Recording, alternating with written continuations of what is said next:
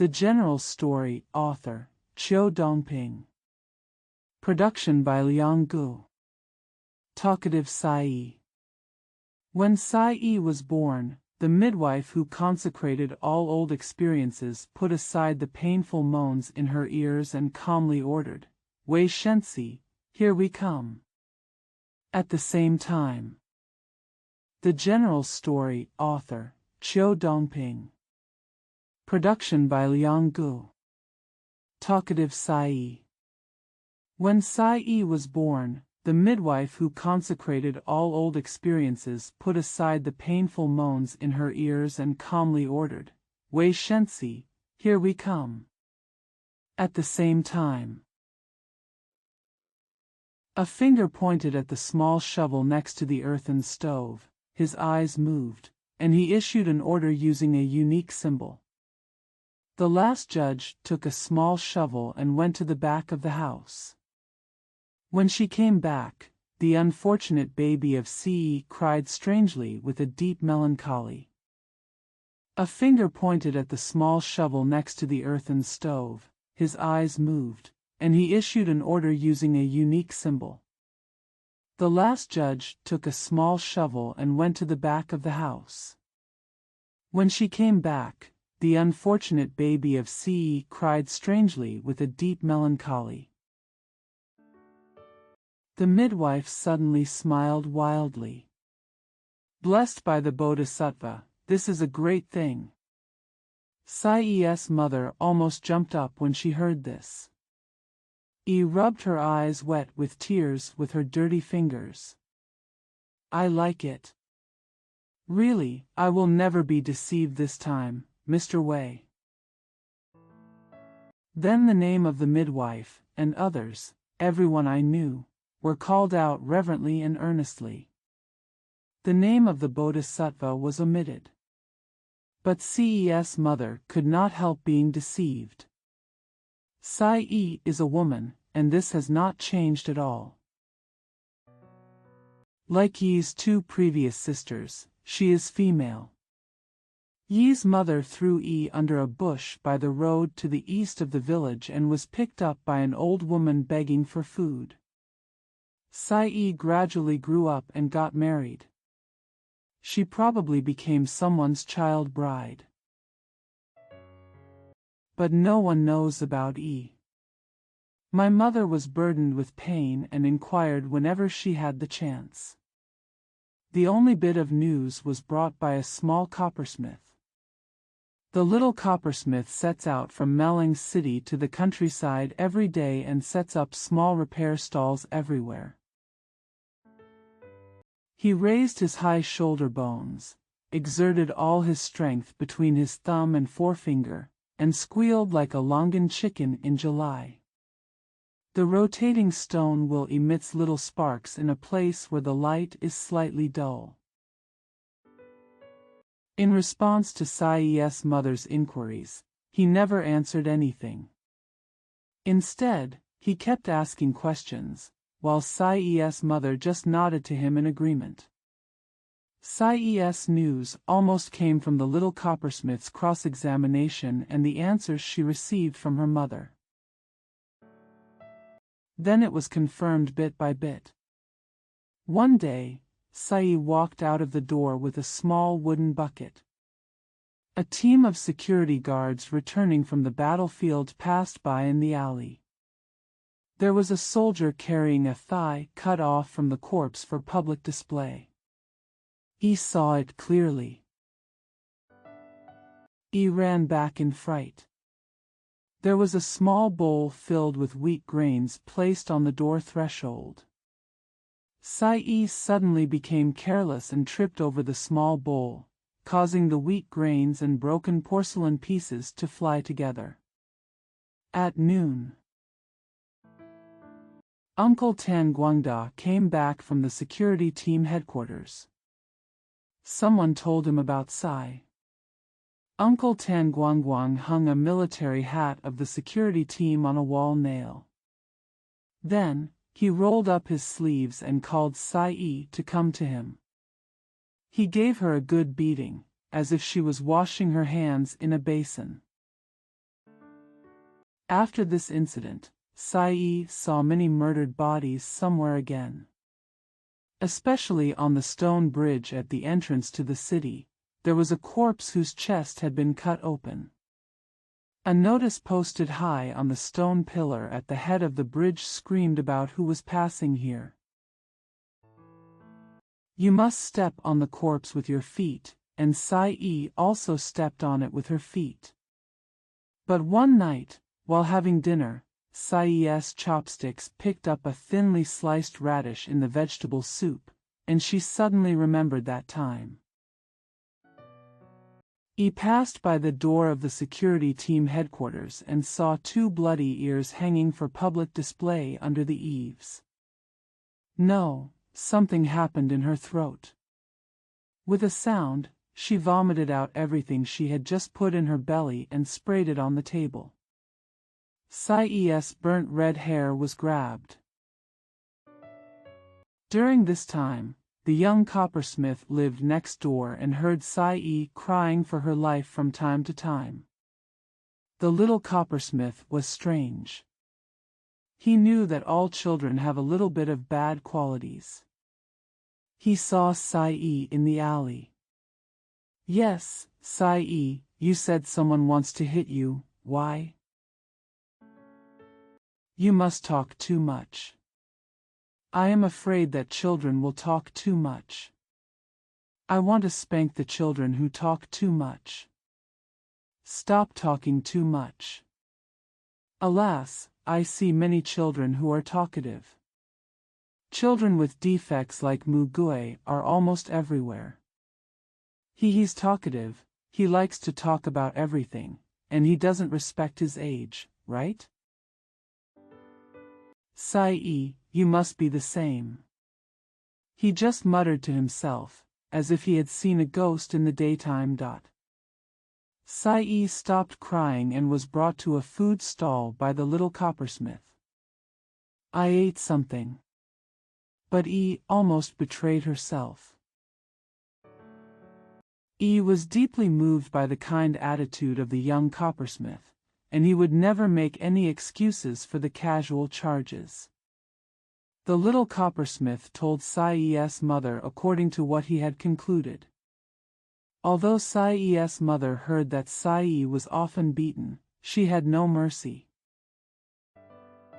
Because Sai talks too much. Sai was finally driven away from Uncle Tan Guangda's house and fled back to her mother's house. Mother will never pity such a useless child. Besides, is impatient and busy. I must do so many important things with other people. In the evening, people in the village have an important gathering. Sai secretly followed her mother to the venue without permission. On top of a tall makeshift table. The first person to speak stood up. Brothers. The voice was very low, gently controlling the crowd. Today, a noteworthy person arrived in our village for the first time. He is from Meilang. Now we must find this person immediately. It's best not to let him sneak into our venue. Among the countless commotion heads, someone raised a hand. Comrade, it's Sai. It's Sai. This was the voice of Sai's mother. She stiffened her tongue and screamed with terrifying convulsions like catching a thief. Sai trembled. Then he was caught. The mother beat violently like a wild beast.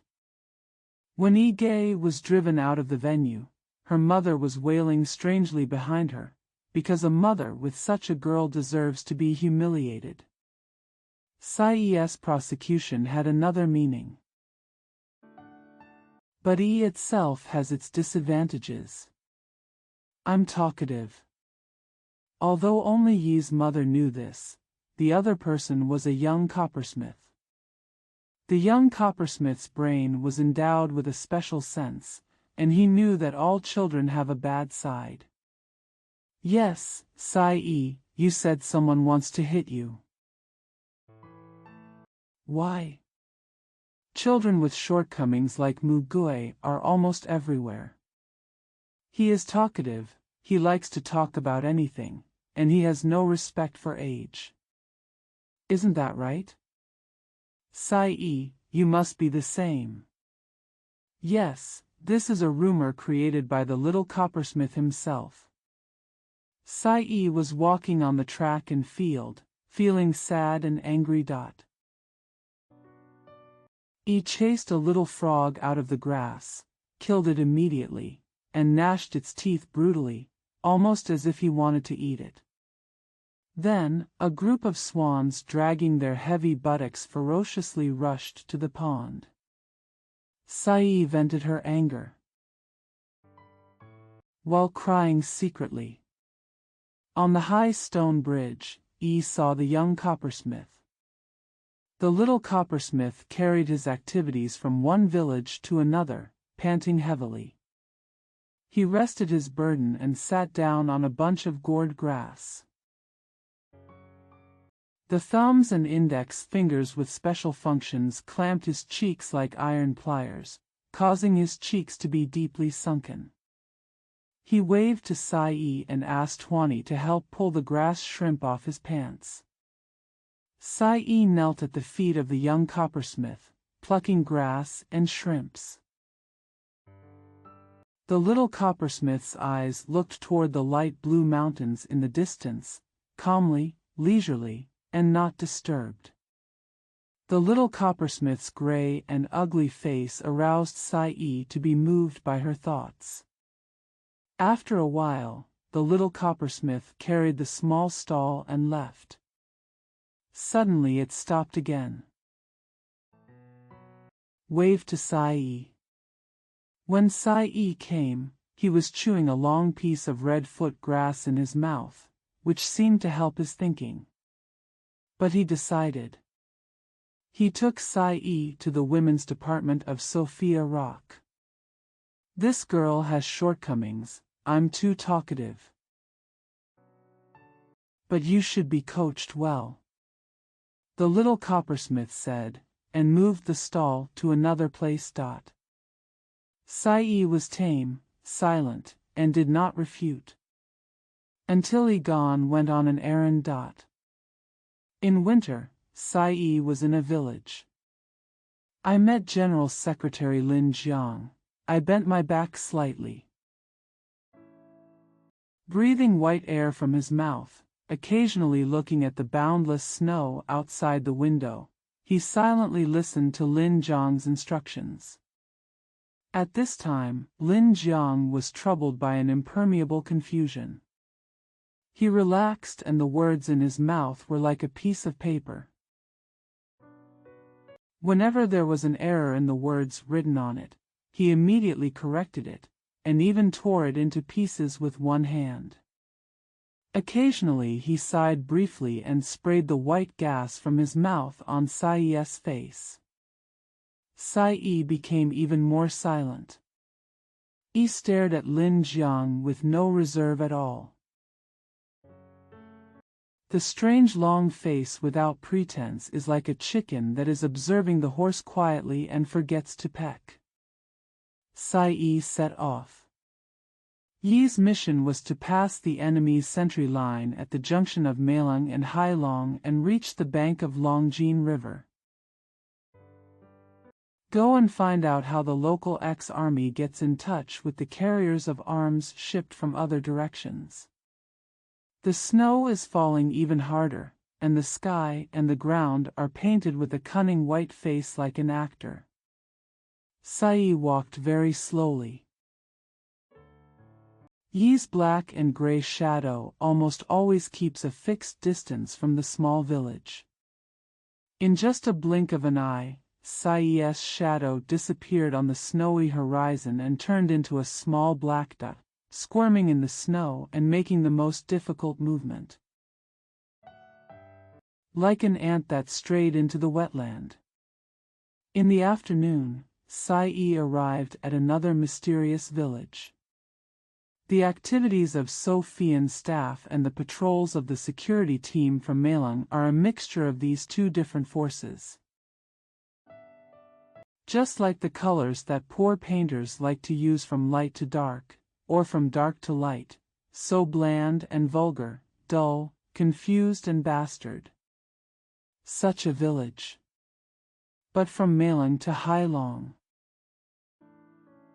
Or various correspondents from Hailong to Malang treat her as a bitch that everyone has a share in, deeply doting on and cherishing her, and that bitch, Ely's unique color, after sending that opponent away well. Then he met an opponent with completely opposite characteristics, still so warm and hot. For fighting, E is a piece of fluffy cotton. The function of this cotton is to prevent bombs falling from the sky from exploding. Ensure. Sai E is now being entertained by a nervous old woman. The old woman was suffering from severe insomnia. E smoked from a hookah and taught Sai to drink, quietly and softly, using the common words used by everyone passing by. However, it was not as pure as maternal affection, and he asked about Sai's family background and everything about Sai. And when the question was not answered, E was already satisfied, nodded, and sprayed the fire from the hookah. At this moment, Yi's eyes still had a little youthful fire. It was so weak, like the explosion of gunpowder in a match, it flickered and was lost. So like a pessimist's depressed sigh, he changed his tone and asked Sai more deeply. He cooked some tea for Sai to eat, and gave Sai 2 pieces of sesame cake. Sai was formally caressed, and she looked particularly beautiful and tall.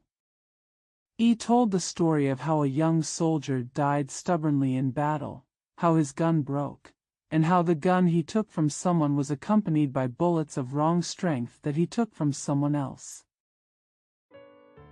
How many failures occurred at the same time? When the gun is broken, it's time to retreat and repair the broken gun, but he won't retreat. Yi's eyes shined brightly, driving Yi's story from a high point into the tragic valley. Go inside. He was holding a stone and knocking the screws on the barrel of the gun. The place where he squatted was the most important front line where the enemy concentrated their firepower. 3 enemies simultaneously pulled the triggers of their guns and aimed at him. This is what he doesn't know. Sai's voice is sometimes very high. When someone passes by outside the window, she sticks out her tongue, but doesn't care, and then spins her body several times quickly, like dancing. Now, the old woman sent Sai out. Sai left the warm village. Keep rolling into the snowdrift. But on the opposite side of Sai, there was a team of guards heading towards Sai along the path that Sai was taking. The old woman wanted to call E from such a distance and give E instructions again, with several gestures ready. But Sai was so bold that E never turned around to take a look. The security team and Sai came face to face. They caught E and checked Yi's hair and pockets. In the end, he left with nothing, but before leaving, he kicked Sai down. Sai rolled into the dried mud ditch on the side of the road. The old woman stood under a bamboo forest next to a lime town, watching Sai jump from one tribulation to the next, without moving the hand that was prepared for each gesture. But he stumbled convulsively behind his back and murmured, "Hey, Sai, why don't you get up? They have gone very far, and none of them know that you are bringing news for the ex-army, because you are a child that no one pays attention to." But The old woman's insomnia was too serious. There were two security teams standing behind E. They had just come around from behind the village. From Yi's mouth, they saw through Sai. This is how Sai and E were caught in the hands of the security team. And E made it clear at the last moment. E resolutely kept her mouth shut until after she was executed, and would not destroy the secrets she carried. The upbringing of a child. Yongjin's father is a monkey friend, and like all the villagers in Ma Fulan, he farms while doing farming. One side is tied with straw sandals. Dehuyu has more skilled skills than others, and with the help of Yongjin in some parts, he can produce at least 20 pairs of straw sandals a day. The straw sandals produced in Ma Fulan are solid and durable. In a certain space, rubber soles made by factories in civilized lands were replaced and used by the military. The straw sandals of Dehuyu are stronger than those produced throughout Ma Fulan. Dehuyu has never participated in a battle in his life, but he has made special contributions in the battle, so all monkey friends are no exception. His active actions cannot escape the enemy's keen sense of smell, sight, and hearing. Dehuyu, a villager in Ma Fulan, used straw sandals to help rebels in the self-defense forces. On the secret wanted list of Meilong's security team,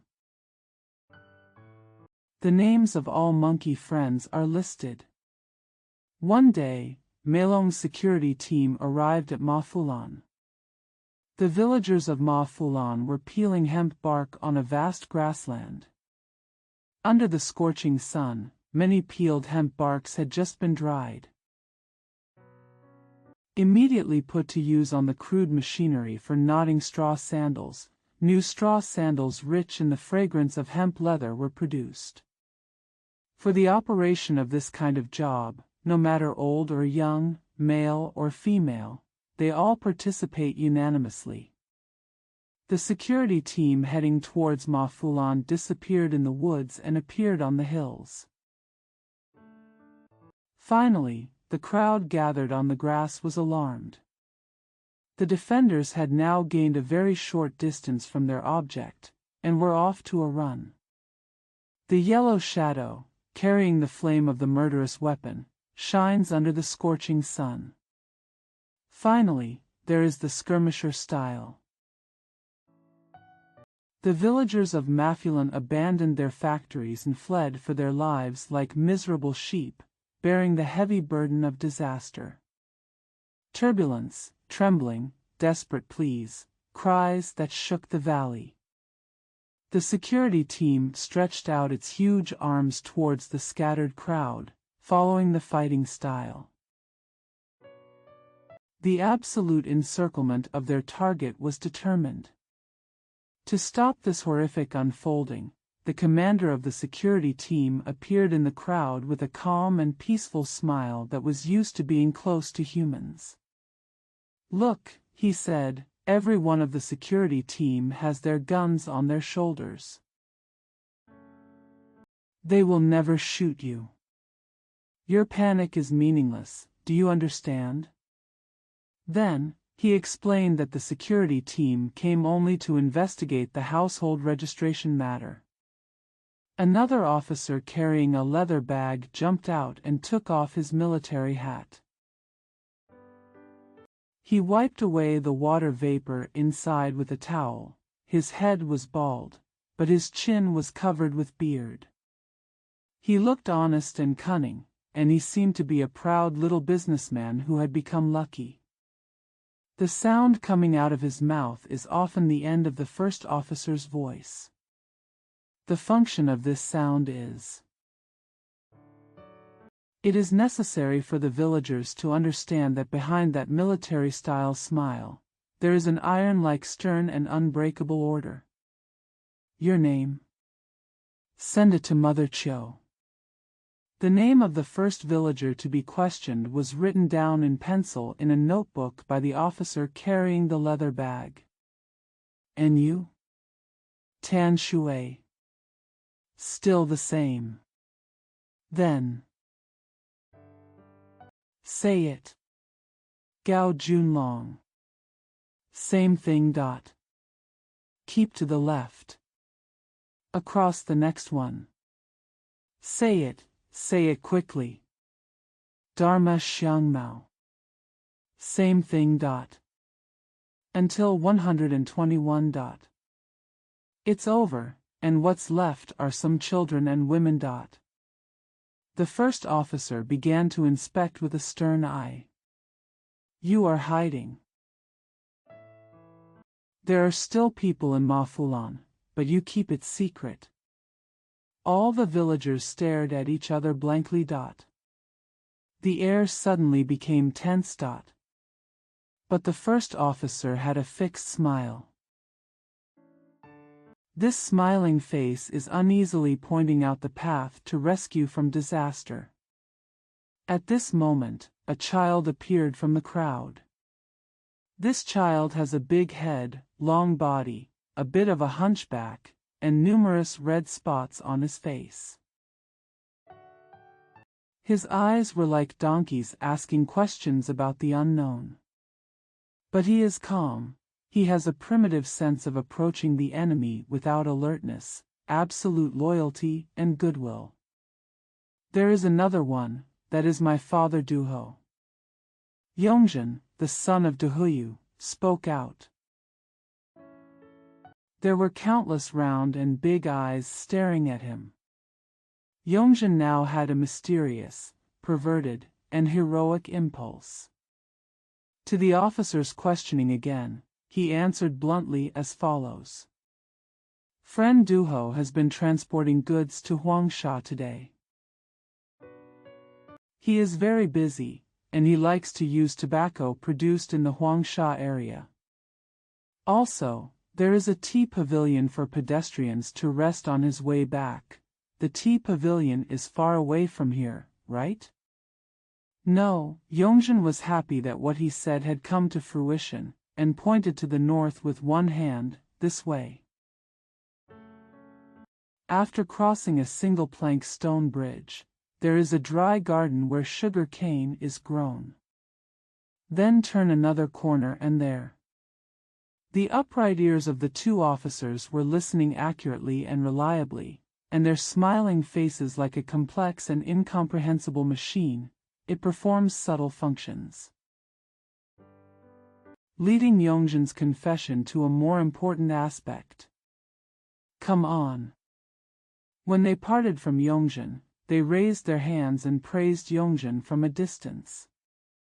Yongzhen stood there in a daze, and someone put his mouth in his ear and whispered, "You are wrong. You can't tell them what your father did so stupidly." Now it's time to see how Yongzhen struggles with his painful life. Yongzhen squatted in a triangle like a fierce owl. On top of the stone, the eyes looked toward the farthest point in the sky. The deepest point shines directly.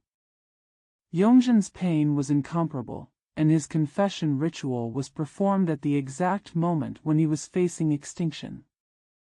Here, no one would give Yongzhen any help. Before leaving, the security team warned all the villagers. Within 3 hours after we leave here, you must go home and hide, and you cannot step out of the door. Yongzhen shattered this warning with anger. He was familiar with the most remote and direct route in Mafulan. He ran along the sandbar of a dried-up mountain stream, taking advantage of the low terrain. Clouds and mist billowed up around him, and the wind whistled in his ears. When he encountered a high and exposed place, he lay down. Fall down and move forward like a snake. Several times he hid in the tangled grass on the roadside like a field mouse, listening to the coughing, sneezing, and urinating sounds of the security team passing nearby. Finally, he crossed the front of the security team and arrived at a place where the security team was not far away. Further afield, then. He squatted in the dry garden on the side of the road, as if mowing grass, and concentrated all his strength on his eyes, keeping a watchful eye on both ends of the road. The security team must have stopped at the place with the tea pavilion. He was relieved and just looked at the road ahead from a distance. The sun had just tilted westward from the center of the sky, and the air was so hot that it boiled with white foam. Grasshoppers were bouncing their weird thighs everywhere, making explosive sounds. Yongjin's back ached from the sun, and his hair was covered with sweat, then washed down his neck. But he didn't feel sad at all, he just looked ahead at the road. As pedestrians came and went on the road, the white sand was like a long snake, its belly turned over, curling up and convulsing painfully under the trampling of pedestrians. Time passed with a long tail. The child Yongjin stood at the front of his father's return path, carrying a huge calamity on his back, pointing from afar with burning eyes. He had waited for at least 3 hours. The sun had intensified its tilt and the light gradually faded. The late summer coolness seemed to be lingering in the surrounding groves. Yongjin was as excited as a bottle of alcohol that had lost its cork. It evaporated violently, and his chest began to jump uneasily. He even doubted his own eyes. I'm afraid his father's shadow has already slipped from his eyes a long time ago. He asked several passers-by who came back from Huangsha, but they were so unfamiliar that they couldn't even answer the outline of Yongjin's father's face. Yongjin's heart burned with anxiety. He became so weak that he was almost in tears. At this moment, he seemed to see someone waving to him from a distance. He walked towards the person who waved to him. That was Yongjin's father's friend, a loyal neighbor. He told Yongjin the sad and tragic news of Yongzhen's father, a monkey friend. Dehuyu, as mentioned above, lost his life due to the stupidity of his uncultured son Yongjin. He was lying beside the tea pavilion, hopelessly killed by the security team. However, this is the education among the uneducated. The defense of the Red Flower Land. Our team has a unique symbol, that is, each of us carries a Ruo hat unique to the Jiangping residents on our backs. This Ruo hat has a pointed head and a large and strong rim. On it is a layer of thin and yellow oil paper, with 4 words written on it, silver alloy notes. My friends also wear such hats, and they also have 4 characters written on them, such as Langzhuji, Buhadongji, etc. They are probably their own numbers, the first 2 of which are the words are nothing yet. What I find precious are the 2 words, and, which can never be thrown away no matter what. The Hakka residents of Jiangping usually wear short straps, which are only suitable for wearing Ruo hats on their heads. We modified this short strap and installed it into a long strap. You can carry it on your back when not wearing it. This is a habit inherited from the army. Almost all of us feel that we have to carry a Ruo hat on our back. As for our heads, it doesn't matter whether they are exposed to the sun when it's sunny or wet when it rains. Probably because we all think we have become an army now. We are all young, and most of us have not left school for a long time. We are all a bit childish and love to learn superficial things from others. Moreover, this is the attitude we have always adopted towards all work. Although on the one hand, it is serious and almost mechanical about utilitarianism and efficiency, on the other hand, it is like a child playing, everything is very interesting and lively. Because no matter how barbaric and cruel the battle is, it has something deeper for us. We can actually find interesting entertainment in this barbaric and cruel battle, and feel a strong sense of strength from the battle itself. Beauty, Shen's beauty. The hat Yang Wang is wearing is new, with a long green belt, and the 4 words written on it are, cat and dog. His strong and hard feet are wearing 1,000-mile horses. The strap of the 1,000-mile horse is also bright green, and even a small rope tied to the ink pen is also green. The ink pen is tied with a string so that it will not be lost when walking or running at night. It was originally for practicality, but gradually it became a fashionable habit. As for why it must be green, it's not his own hobby. Certainly.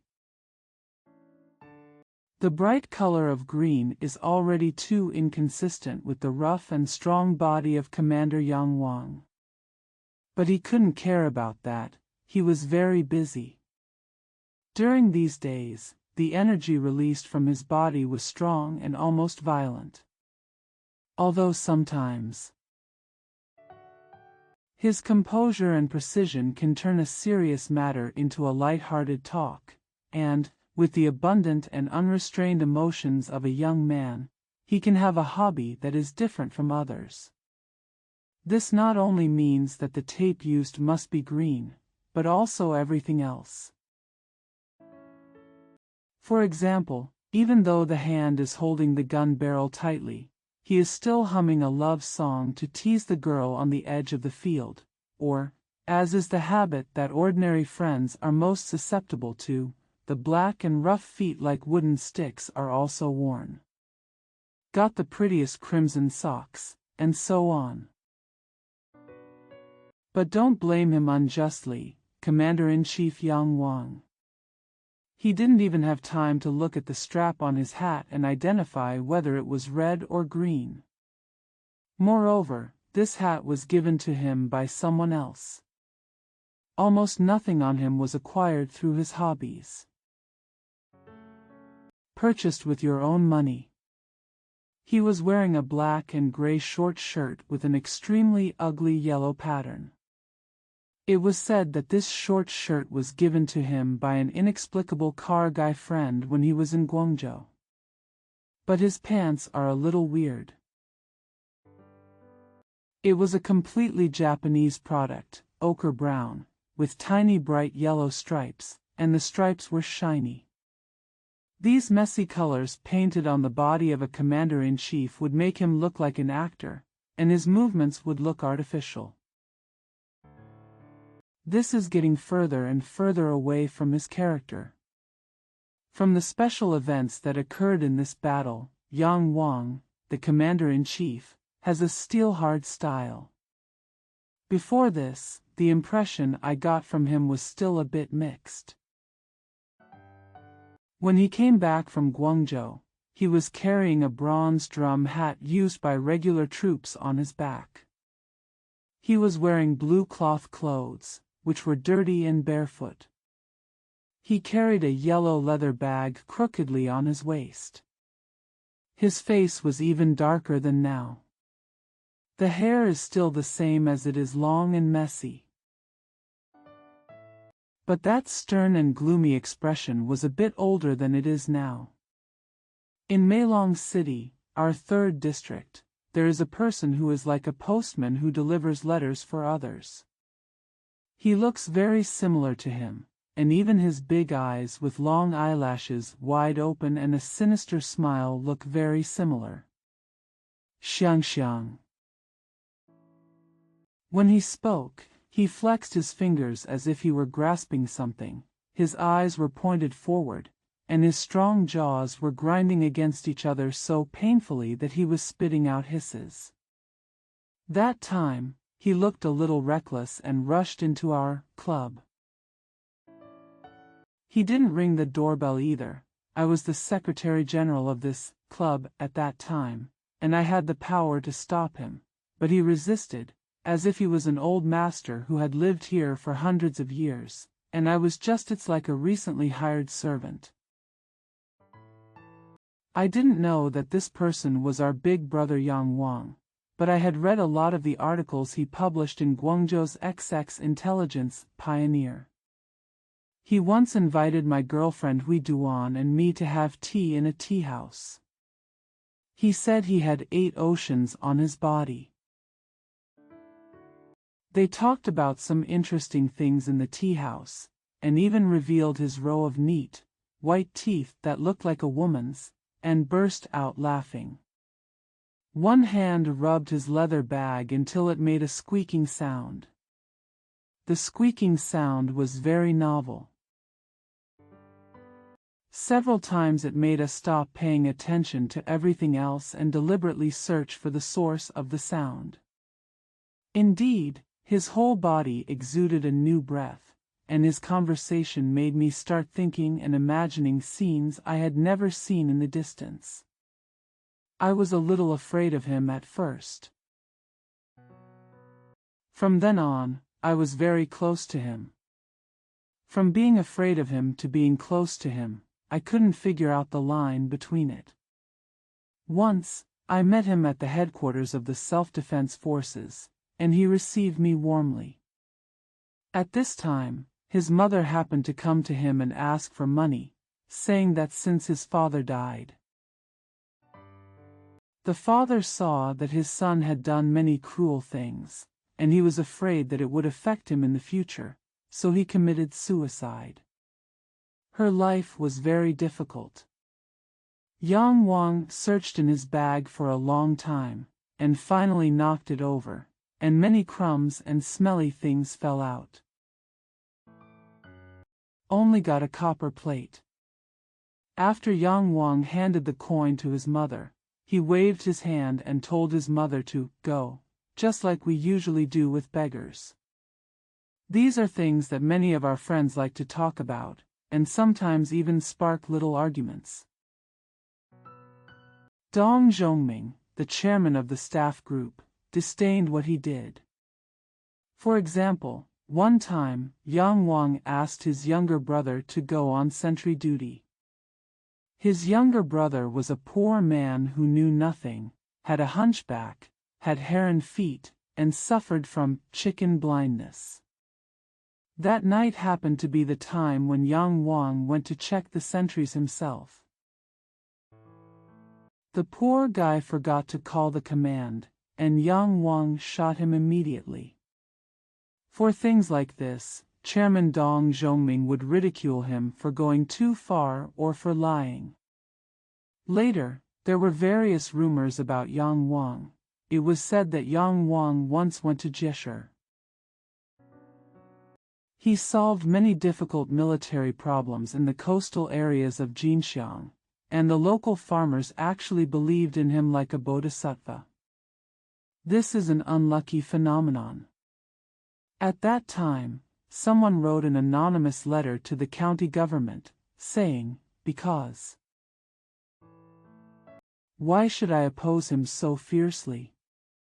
Wouldn't it be true that if this continues for a long time, the people's entire belief will be transferred to personal beliefs?" As for the commander-in-chief Yang Wang, he has always been so simple, and he will never waste time on verbal arguments. He worked hard, overcame many difficulties, and climbed to many historical peaks. What he adopts is a broad, lofty, and overlooking attitude.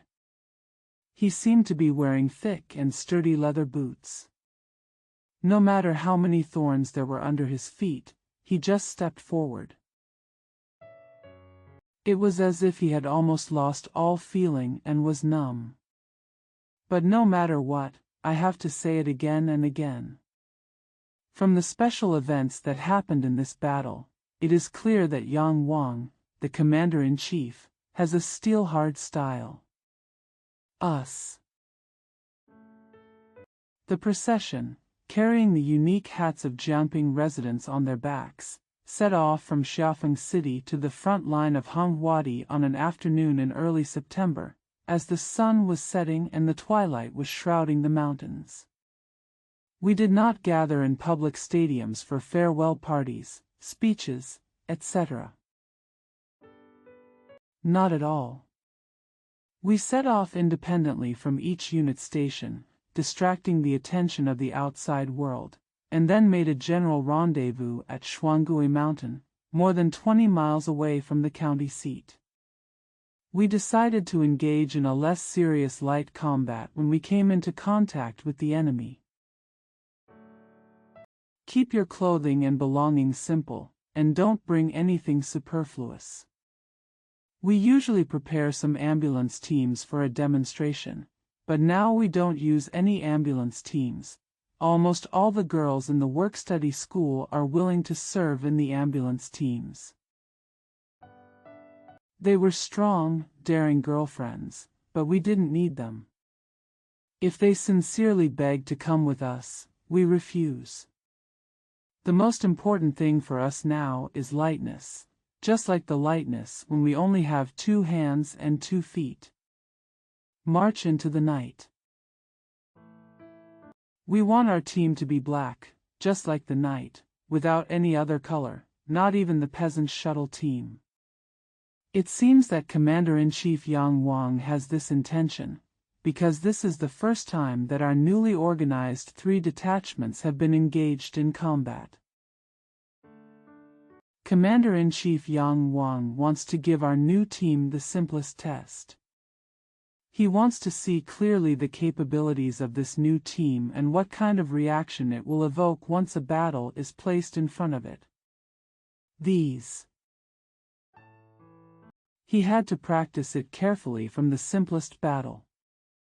In fact, all our troops in Xiaofeng City have gone to other places to fight. Now we have to defend the front line in Honghua land, so this duty has to be left to us. When gathering at Shuangui Mountain, Commander-in-Chief Yang Wang's words to us were very simple. Everyone, his voice was suppressed and low. He seemed to know that we all had terrible thoughts of death before we were on the line of fire for the first time, and it became a powerful intoxication, so his voice became louder. As if to wake us up from this intoxication, our position is in the Red Flower Field. Do you know that the Red Flower Field is only more than 30 miles away from the county seat? If the Red Flower Field cannot be defended, flee back to the county seat and dig yourself out. Go to the tomb. Hey, remember? Be quiet on the road. Not even a cough is allowed. So he waved his right hand and said, "Let's go." Showed lowly. His face was filled with anger, and he seemed to be very depressed. But he finished his words calmly, his voice was not suppressed, and he never became a little excited. His angry face never changed much. We were very silent, but none of us stood at attention. We stood in the posture we liked. We gave each other a strong smile, almost lazily or relaxed. At this time, the sun emits thick lines of light and shines straight at us. The entire team was a horrible white color, and almost half of Commander-in-Chief Yang Wang's black face turned white. Others avoided the fierce rays of the setting sun and hid their faces in the gray shadows. Some of the bayonets on the tail of the gun are present, some are not, very uneven. The ammunition belts were made of leather or blue cloth and were wrapped around each person's back. In addition, the red and green hat straps are crossed on the chest. It is simple and clear. There is no other more complicated equipment. When we were walking on the path strewn with coarse gravel, Commander-in-Chief Yang Wang walked silently in front of us. He was followed by 2 armed messengers who felt very lonely. When the team bends, they always look back at us. Our entire team walked quietly, the gravel on the road grinding against each other under the trampling of straw sandals, jumping and making a low and hoarse noise. This noise also seemed to indicate the speed of our team's progress. Indeed, our team was moving unexpectedly quickly. The house in Xiaofengcheng was originally not what it looked like, so dilapidated and low. After leaving it, it seemed even more shriveled up. Looking back, it looked even more shriveled. Only some treetops of varying heights stood on the horizon, like an abandoned polder, blurred and alienated like an unknown trace. The pale and vast sky indifferently gave this to thousands of people. The city is covered with the blood of thousands of people. It was as if he had thrown it away on purpose and simply forgotten about it. This city has become very quiet now.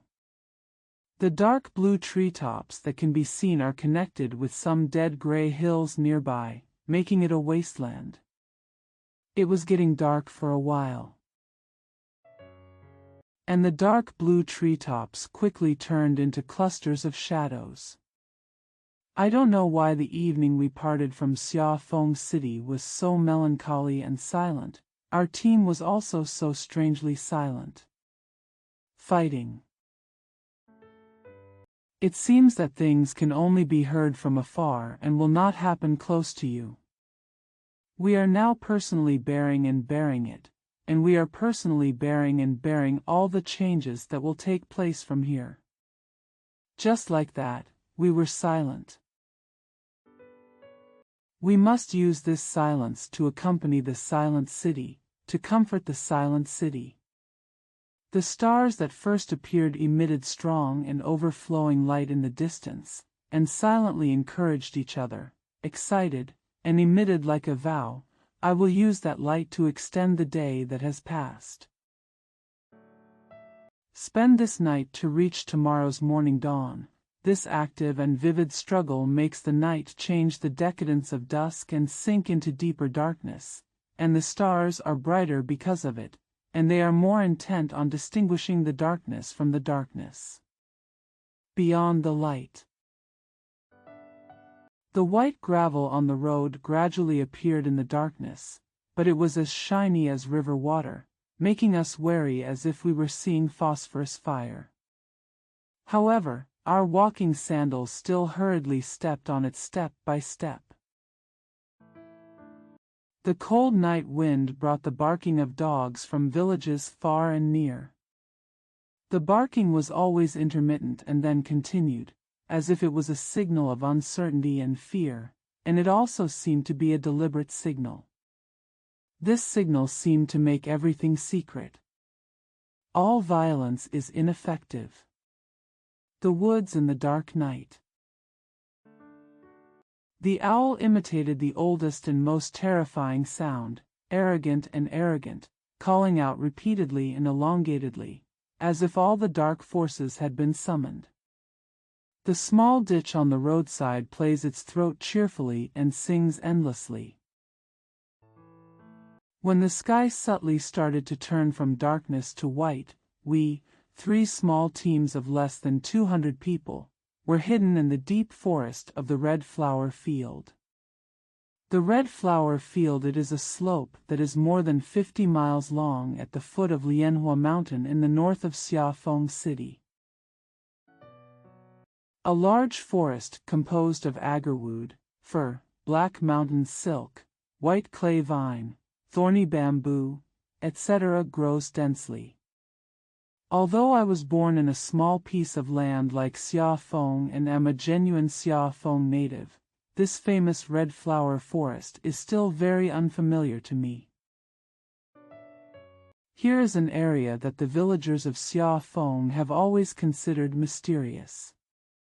From the mouths of the woodcutter and the lawn-cutting women, there are frightening and terrifying stories about this mysterious area. These rumors make all the woodcutter and lawn-cutting women tremble. Hundreds of thousands of people throughout the Xiaofeng abandoned this rich forest, and the fuel, wood tools, and wood they needed for construction had to be given to the outside world. Among those complex species of trees that cannot be named one by one. I don't know how many people relied on the power of the terrible rumors to separate themselves from the world by a strong Great Wall and preserved their lifespans for thousands of years. This is indeed the oldest fortress in the forest. Now, for military needs, we occupy this castle. There is a small road here which is an important entry point to the west of Xiaofeng County. According to reliable reports, the enemy's attack on Xiaofeng, in addition to using their main force to advance towards the back door and Meilong area, their special forces are currently attacking Xiaofeng. Adopted this trail. The leading team of this special force will arrive at the border before noon on this day, the day after we set off from Summer Wind City. We came here in such a hurry and recklessly, following a slogan that we have shouted for a long time, "Welcome the enemy." The north wind blew harder in the morning. This ancient forest breathed a long sigh, and occasionally sighed deeply. We, a team of 185 in total, were scattered thinly in different locations according to complex and diverse plans. As the sky gradually gets brighter, we avoided all obvious and easily visible places and changed our hiding places many times. Gao Wei, Ma Chou, and Peng Yuanyue from Meilong, Lu Zongren, Lu Yuda from Jiesheng, and I, a total of 6 people, were on the bank of a mountain stream. Facing the small stone bridge about 6 or 7 steps away, he stood guard. The 2 sides of the mountain stream, the bottom of the stream, and all the bones in its body are made of strange rocks. The rushing spring, from top to bottom, covered the waterfall very powerfully, splashing and spraying angrily. All beats and rhymes were abolished, and they were shouting wildly. On both sides of the bank, beside the black boulders, the long red-footed grass nodded politely to each other across the crazy flowing water. A kind of unknown, the famous dark green earth vine has a thick and succulent weird trunk. They quietly crawled out of the cracks at the bottom of the stone, branched out, and moved out in different directions. At every protruding part of the bottom of the stone, the advancing snakes raised their heads high, spying on each other, and their bodies spread out. There was an odor so strong that it almost made you sneeze. White smoke rose from the water, as if the crazy water was really boiling. Above, the thick wooden slats of the forest are intertwined with the densely packed couplets, which are covered with branches and leaves to form a very thick roof, blocking the sky, and new sunlight leaks through the gaps in the roof. Shooting diagonally from one side to the other, the dying body became as tender as spider silk. Just over the small stone bridge, 3 enemy soldiers came. They are of the same height, wearing uniform yellow uniforms and ochre-brown steel helmets. They are agile, vigilant, and aware of others. Don't be noticed by others. It walks like a vigilant beast, and the sound of footsteps can be completely inaudible. Regular troops have received strict military education. Everything they learned on the playground and in the lecture hall can be applied in the mountains and forests, aiming and shooting. All can be based on a certain posture. The arc drawn by the ballistics in the air can be divided into the most accurate angles. But we are watching them from the least visible places. We see clearly, open the telescope and whisper. He frowned and thought for a long time in confusion, and his expression and movements of rushing forward when he became reckless caught our eyes. I became bolder. I don't know why, but I felt like I was in a hurry to urinate. My whole body always felt unbearably itchy. The mood had become extremely violent and savage. Here, I feel that apart from the word religion, there is no more pious or decisive adjective when the warriors are dealing with their prey. Thinking that the enemy could not be aware of his impending fate until the 1,000th of an hour before his death, and that this fate happened to be in his own hands, what is strength and what is the true meaning of victory? Deeply understood. This is another kind of luck that only warriors can enjoy. The leader of the six, Gao Wei from Meilong, was a strong young man who was born as a charcoal farmer. His round eyes were like the compound eyes of lower animals. He stared hard at the enemy and tried his best to cast away the enemy's shadow. Expanding. He was really too reckless. He had no calculation about the scope of this battle. Even to deal with the smallest thing, he did not hesitate to mobilize his whole life's energy. For him, fighting was completely different from all the fun things in the world.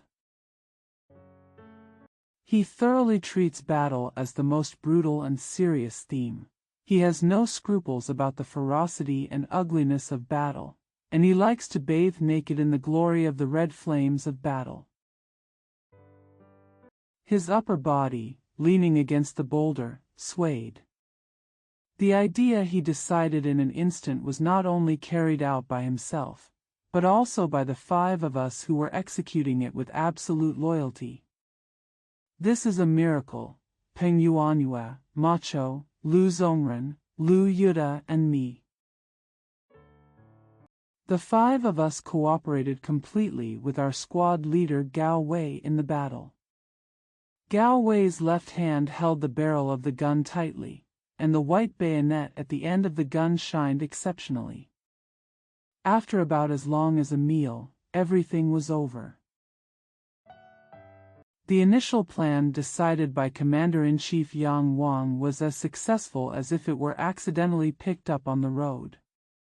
Of course, the enemy's dense team can march straight into this mysterious forest with peace of mind at this time. And the tentacles on their foreheads were quietly pulled out by us without us knowing it.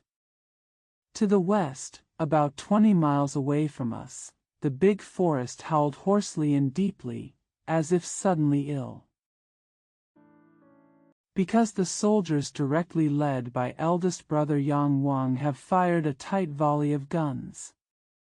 The soldiers took advantage of the complex and mysterious terrain, and with the extremely short distance, they had the luxury to aim calmly and correctly before firing each bullet. After each fierce volley of gunfire, while the enemy's troops were dispersed in embarrassment, they learned the dialect that the enemy soldiers could understand and shouted in a clear and high-pitched voice, "Hand down your guns." Welcome to surrender, exchanging with the chaotic sounds of gunfire as the enemy hurriedly fired back. This line of fire was ignited from the farthest place, and then quickly spread to the nearby places. Our place is the end of the line of fire, and the volleys of the 6 of us have already echoed the volley of guns at the front from a distance. We found a group of enemies separated from the whole column. Their number was about 30. They were obviously very calm. In such a deep forest, the directions of east, west, north and south could be clearly distinguished. But their attempt to just steal the road was stopped by us. Here, I am fortunate to have discovered Gao Wei's fighting genius. His courage is good and his shooting is accurate. Every time he goes from quiet to moving, from silent to waving his arms and shouting vigorously.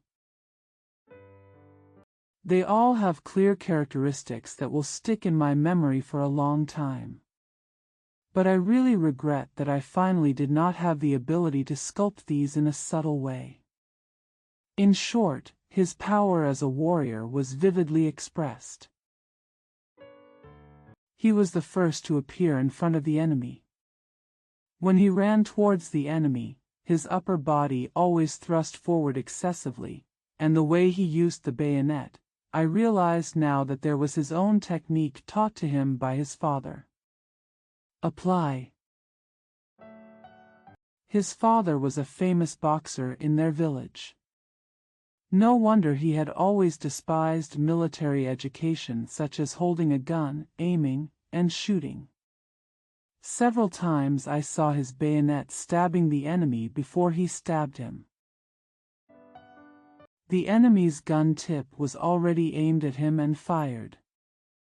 No, actually, if possible, this was still a thousandth of a second later, but Gao Wei was in the middle of this thousandth of a second. Inside, he took advantage of the most difficult to detect advantage and subdued the enemy. When he kills an enemy, he always rushes into the enemy's chest with his bayonet.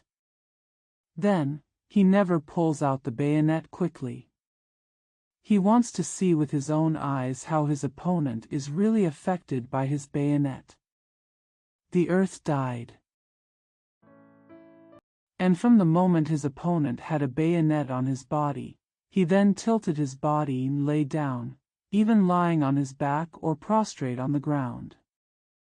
Almost all of these changes were the result of being directly threatened by his bayonet.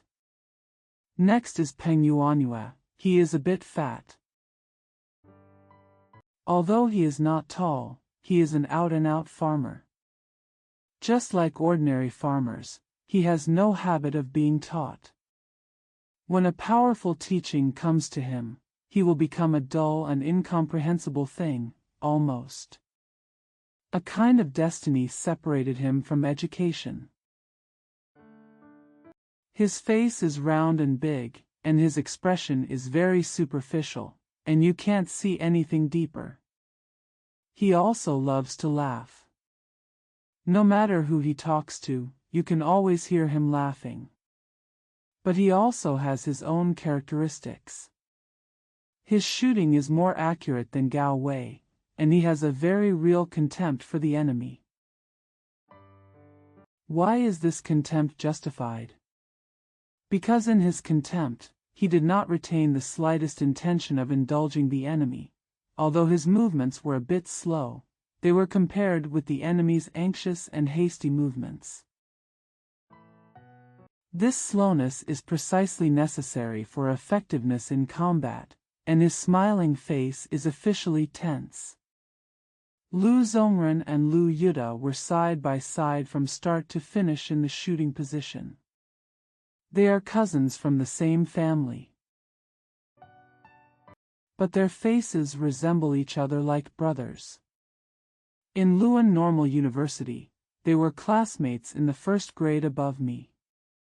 They were also outstanding athletes. Until they joined our team, they still maintained their identity as athletes. Dozens of enemies took over the road. They kept their column strictly, and it was a rather tight column. At the critical moment, they dispersed in panic. At this time, each of them was almost worried about the big rocks or big trees on the roadside. He stumbled due to his horizontal roots, and even his hands and feet were so busy that he couldn't fire the gun. throw the whole gun barrel towards us. But once they were assembled and formed into a column, their lost courage regained their lost courage, and they always charged diagonally towards our near side. What this onslaught imposes on us is by no means a direct and powerful oppression. However, we do not think that this is beneficial to us. We must run in front of them, block their way head-on, and use their straight lines to form a straight line, so that every bullet we fire can kill 2 to 3 of them. So the most intense, hand-to-hand combat began. We had assigned 6 people in advance to take charge of the spy work, and each one had a sharp bayonet hanging on the end of his gun. Here, Mo Cho, that tall man who had been in the army a long time ago. The most subtle and accurate cooperation was carried out with me. Several times we used 2 bayonets to counterattack the same enemy. When the other enemy decided his own direction and rushed towards him alone or towards me, we seemed to get a date. They greeted him with 2 bayonets together again. 1/3 of the 30 or so enemies have fallen, and 1/3 have lost their combat effectiveness. While the remaining 1/3 are rapidly decomposing, 3 more enemies suddenly appear from behind us. An enemy. They found a suitable terrain and fired 3 guns calmly at Gao Wei's back. When Gao Wei was about to climb over a flat and sloping boulder, he was defenseless and used his broad upper body to receive the 3 bullets. He fell helplessly. The moment he fell, his gun was still held high in his hand.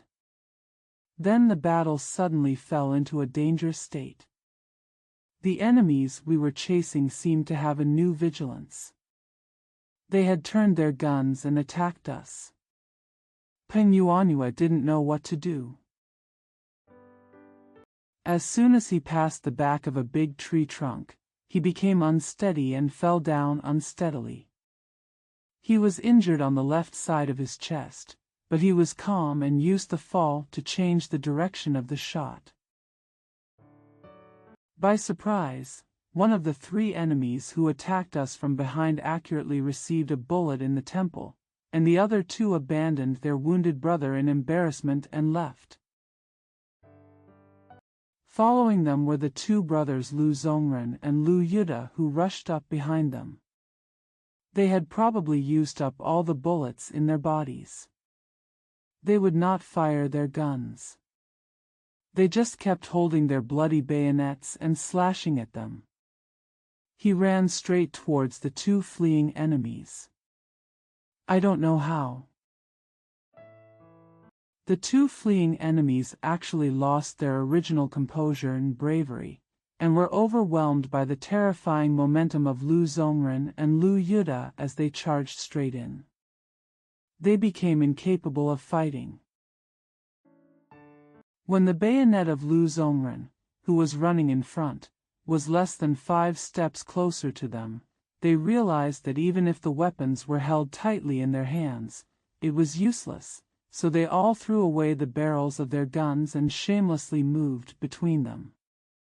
Kneel before the victor. But this was not forgiven by Lu Zongren and Lu Yuda. They killed these 2 prisoners without mercy and avenged Gao Wei. During this period, the gunfire in the west gradually decreased, and the brothers in charge of fighting in the center got in touch with us. The fight seemed to lose focus early on. The enemy who launched a counterattack against us had very little firepower. Needless to say, 5 of our brothers in the middle have joined our front, and our firepower has suddenly more than doubled. The victory of the battle has been decided from this moment on. 20 minutes later, the battle situation on the entire front of Honghua Field was clearly laid out in front of us, our small 3rd team, with a total of less than 200 people, miraculously defeated the two enemy regiments. The enemy's brigade that was left behind and had not yet entered the forest was shocked by this unexpected event. It broke off and retreated westward to Buxenwye, 3 miles away. Of course, our team was discovered at this time, which was also a good situation for them. Because as long as they seize our target, the attack will be settled. As for us, we must prepare closely to defend against the enemy's more serious attack from this moment on, but our entire team has begun to worry us. In this initial battle, in addition to the normal sacrifices that had to be paid, dead and wounded, there were 143 people left. It would be absolutely impossible to use these 143 people to receive a more serious attack from the enemy. No problem. But there is a more arduous task. It is to guard prisoners. There are more than 300 prisoners, more than double our number. Even if we use the entire team to take charge of the task of guarding the prisoners, it is not enough. The force of all 8 of our detachments. 5 detachments have already moved to Meilong to deal with the more serious battle. In the rear, there are all unarmed people. It can be said that there is not a single soldier. Can we still have reinforcements? Then, we have no choice but to destroy the precious position in Honghuadi. We simply can't defend it. Yang Wang, our big brother, made his decision unwaveringly at this time. The yellow uniforms of more than 300 prisoners strongly and overwhelmingly blended in with our uniformly dressed and almost ruined team. The brothers who were students also began to carry out propaganda work that went further than chanting slogans on the firing line. Almost 99% of the more than 300 prisoners were junior officers and soldiers, and their attitude was very tame. The battle was generally considered to be a thing of the past. They were generally in a state of sorrow and fatigue. Some were bandaging minor injuries on their hands or feet with handkerchiefs, and some were drinking water by the mountain stream.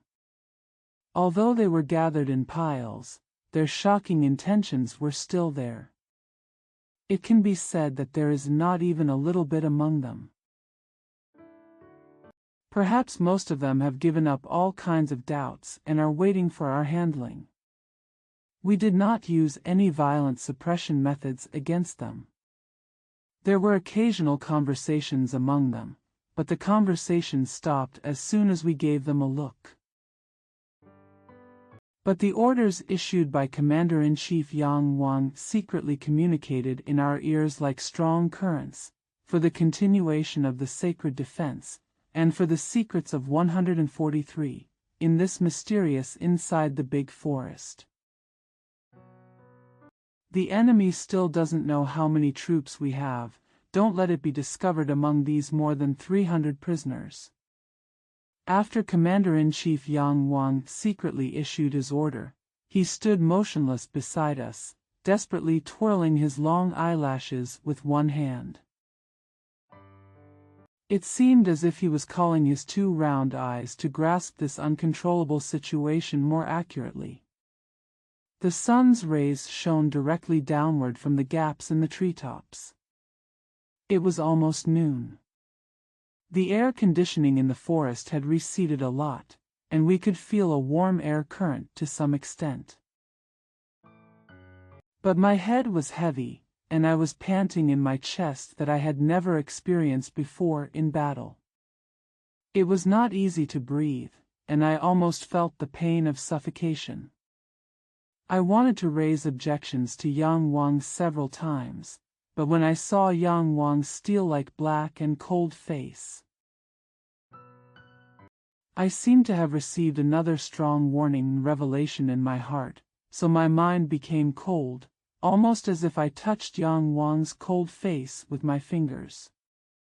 I have to feel lucky for myself, in the battle led by Yang Wang. The cold and sharp weapon in my hand was tightly coupled with me from beginning to end. This amazing scene finally unfolded painfully.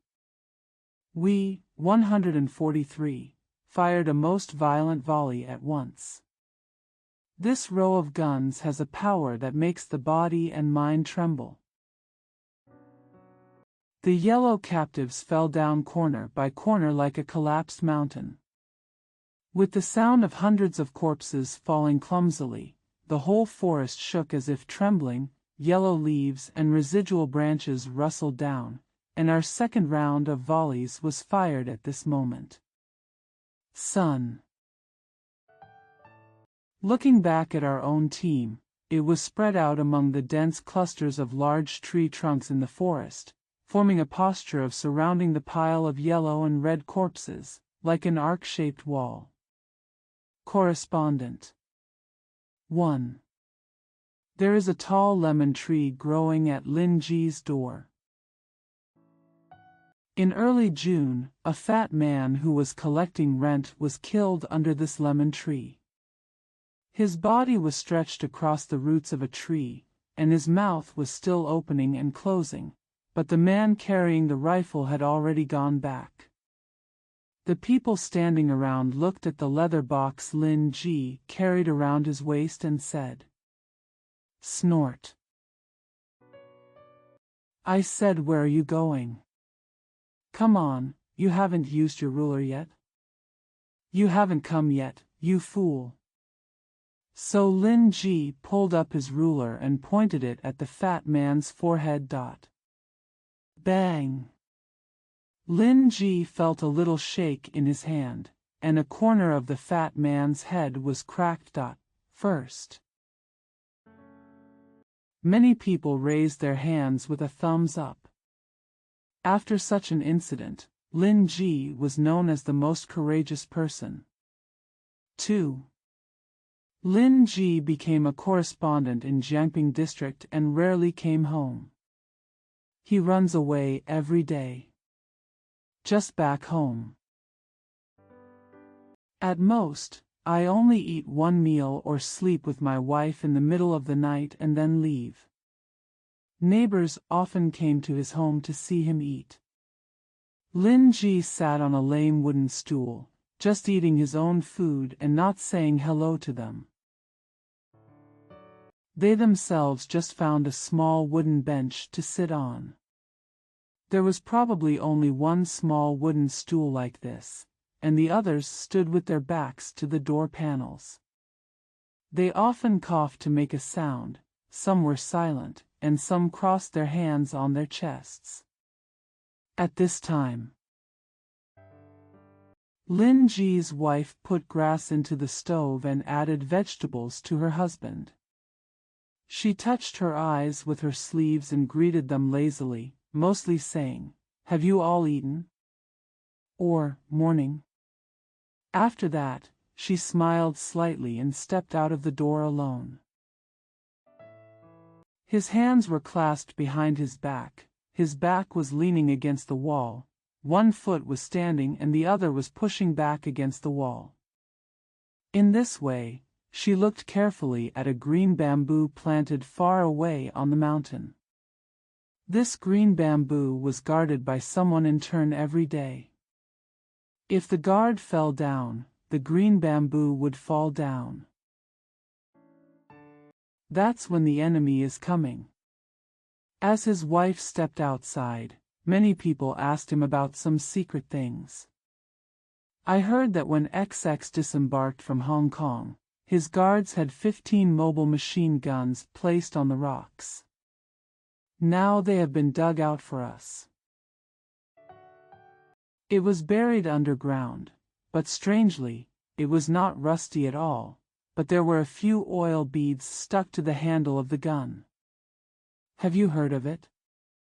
Sometimes, they also say, there is a Tsuepa bridge at the foot of Failiu Mountain. You have also walked across it, right? Near here, there are 2 tea stalls. Oh.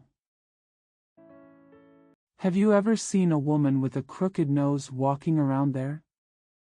Bah, you told people you were a correspondent. There are many bearers sitting there waiting for guests, and there are many broken white bottles on the poles under the stall. Have you never seen them? 15 days ago, oh, yes, 15 days ago, a battalion commander came there, from the East China Sea? That's for sure. Poor, when you are unlucky, you don't move forward or backward. As soon as he passes by, it happens to be those guys. I just came out after eating taro in that village. Ha ha. Are there any earthworms left overnight in the duck cage? He was snatched out of the bamboo forest and led to Feiliu Mountain, including the man and the horse. Ha, no more, no less, all 10 pieces of shells were handed in. Do you want it? He has 8 guards and 1 horse guard. No matter what mechanism is used, there are only 12 people on this side.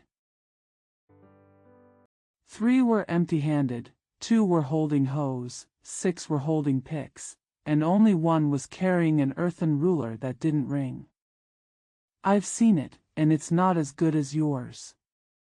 Yours is from Germany, and it doesn't know how to play continuously. However, Lin Ji spit out the fish bones in his mouth on the ground. On the other hand, he just smiled at them and never said much. He put another bowl of rice into the copper pot on the stove, knocked his chopsticks on the broken board of the table, and started eating again. If he hadn't finished his meal, no, if he hadn't left here, these neighbors always enjoyed being with him. Definitely, they had something to say again. Hey, let me ask you, Lin Ji. Some people say that 1 ear can hide 3 letters. Is this something that can be believed? I wonder how thin this letter is.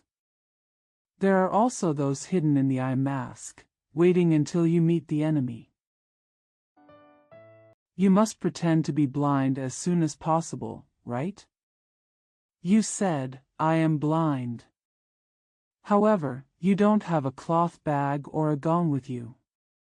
Can they believe it? It's important to be familiar with the meaning of jia zi hua and cho. Bags and gongs are still idle business. Ha ha ha. When they talk about being funny. Lin Ji also laughed, but after he swallowed the last bite of rice, he turned around and started eating again. Oh, Lao Lin, you must not tell us, the magic secret must not be leaked. For example, your correspondent was pawned for me or something, I said for example. At that time. I have to pass a pass, just like the tea shop in Huangta Mound. There must be many enemy troops guarding it every day. So, what plan do you think I will come up with? You guessed it, huh? Nothing, just a sedan bucket. What, you said big? The correspondent will always have to carry the message. Send a declaration. What can I do about sending flyers? A sedan bucket, look at how many big bamboo tubes it has. Don't talk about leaflets or manifestos. Do you have any way to see where I want to hide the revolver? However, I said that the first time I passed that pass, I was carrying a sedan bucket. The second time I passed that pass. It's just a bit inconvenient to carry a sedan bucket again. Being a bearer is easy. Can't I stretch my butt a little longer? Hey, Lao Lin, it's all up to us to change. What do you think? After Lin Ji smiled many times, he answered, "That's for sure." 3. When Lin Ji walks, he usually dresses like an ordinary person. He wears a light blue shirt and black wicker trousers. His left trousers are down, but his right trousers are folded onto your lap. This time, his job is to take a person from Jiangping to Meilang. This is a young man who works in politics and loves to talk. Lin Ji told him that when walking at night, he was not allowed to make a sound even when his soles touched the ground, because, he said, the enemy's leading soldiers sometimes put their ears close to the ground, and they can still distinguish the sound of footsteps half a mile away. But if I couldn't talk to him, he would cough from time to time. From Jiangping to Meilang, you have to pass through a very dangerous mountain kernel. There are many enemy troops standing guard on the mountains on both sides. Lin Ji plans to pass through the tiger's mouth there before dawn. Lin Ji took the young man's hand, put his mouth close to his ear and said, "Your feet, you have no experience at all. If you can't find the solid ground and step on it, do you think it will be fine if you just turn over a pound? What will you do if the enemy hears it?" The young man was about to make a sound to agree to him. Lin Ji had covered his mouth with one hand. So, he followed Lin Ji and left again. The moon had already set, but the stars were still shining in the sky, and the woods on the hillside showed dark shadows in front of them. Lin Ji is usually very silent. The wolf turned into an elf at this point. The boy behind him saw that Lin Ji's head was constantly turning in the gray night. He was careful to identify Lin Ji's footsteps. If Lin Ji stopped suddenly, he would jump up in fear. "You."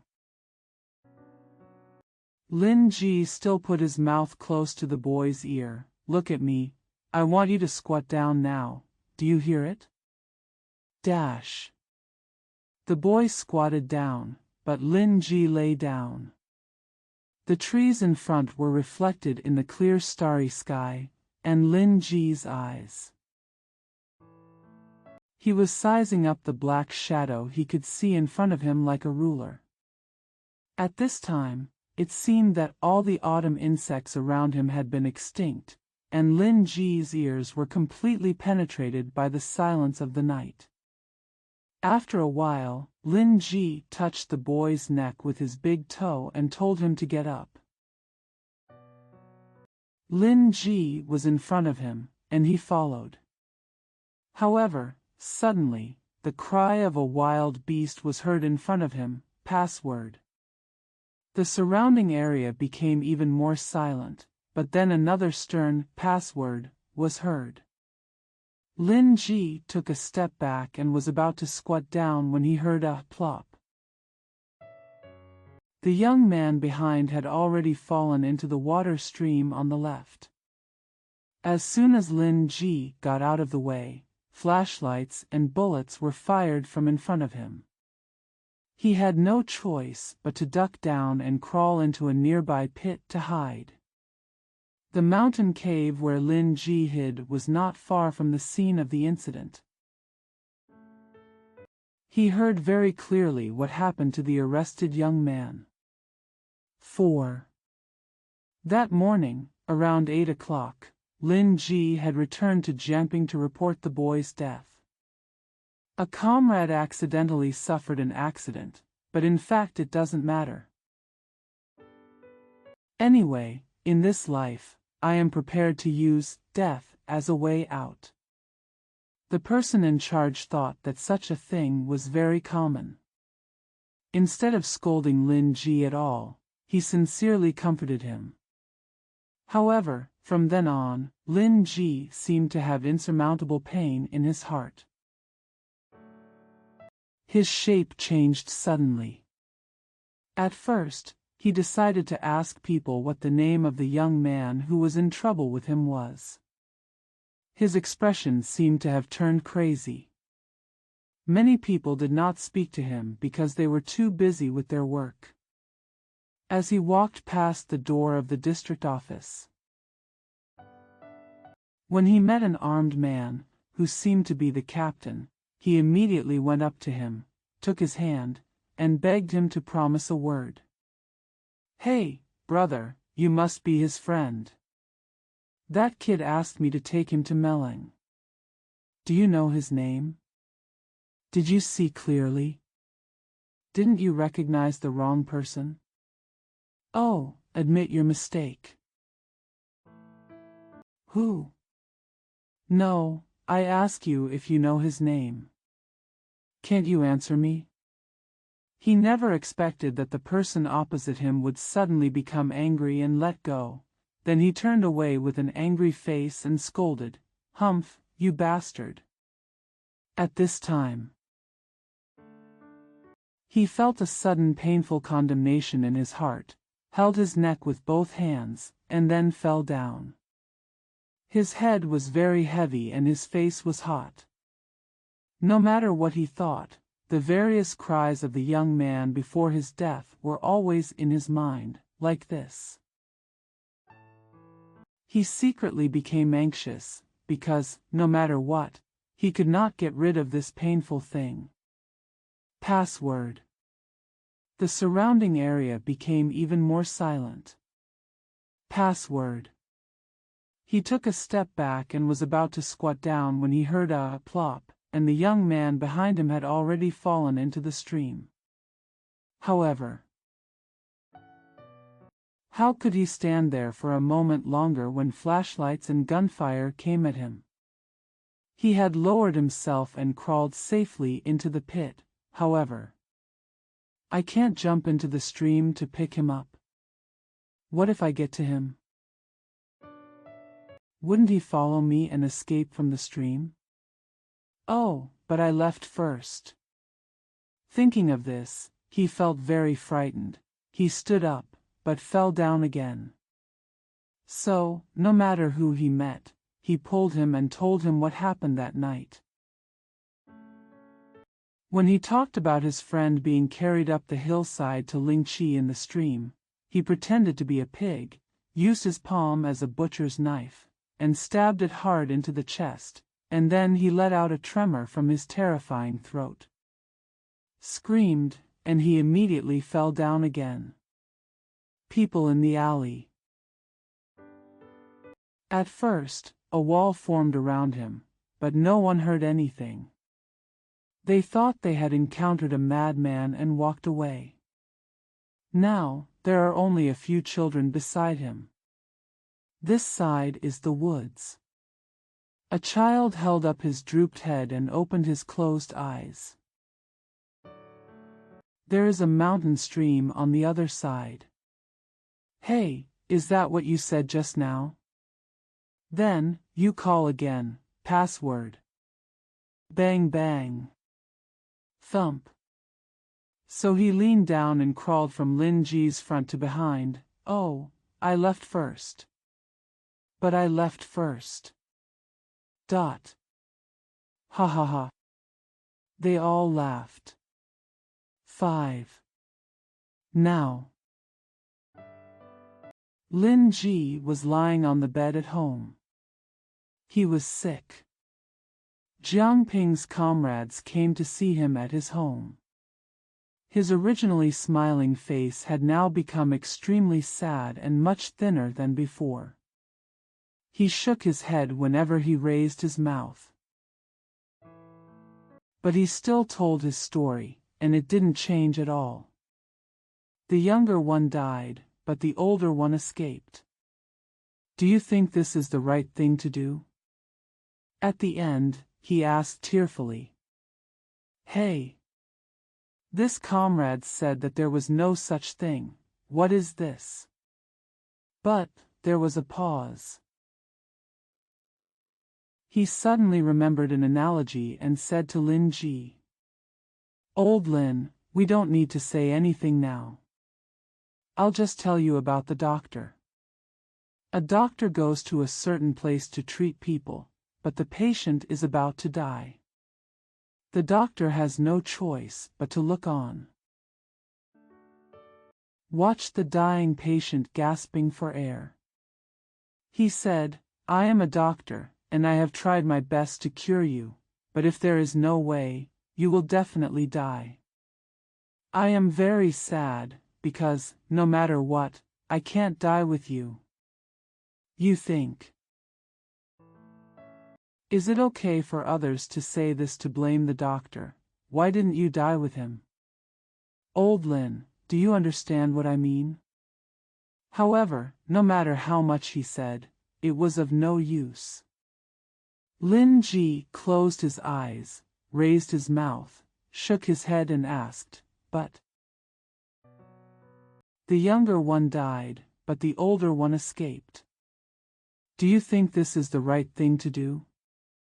In fact, what he needs now is a kind of punishment like medicine. For those who confess, comfort is of no use. Day by day, his illness gradually became more serious.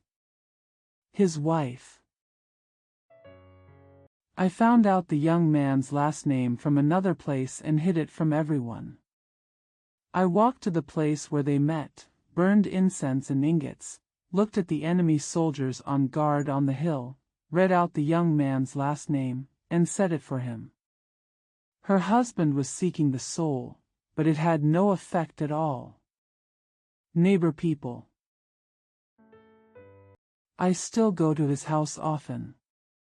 They also said many words to make Lin Ji happy. Lao Lin, what do you know, how easy it is to learn how to walk at night? This person really hated students coming to his door to give speeches, and he would laugh at the troubled young man whenever he mentioned it. Hey.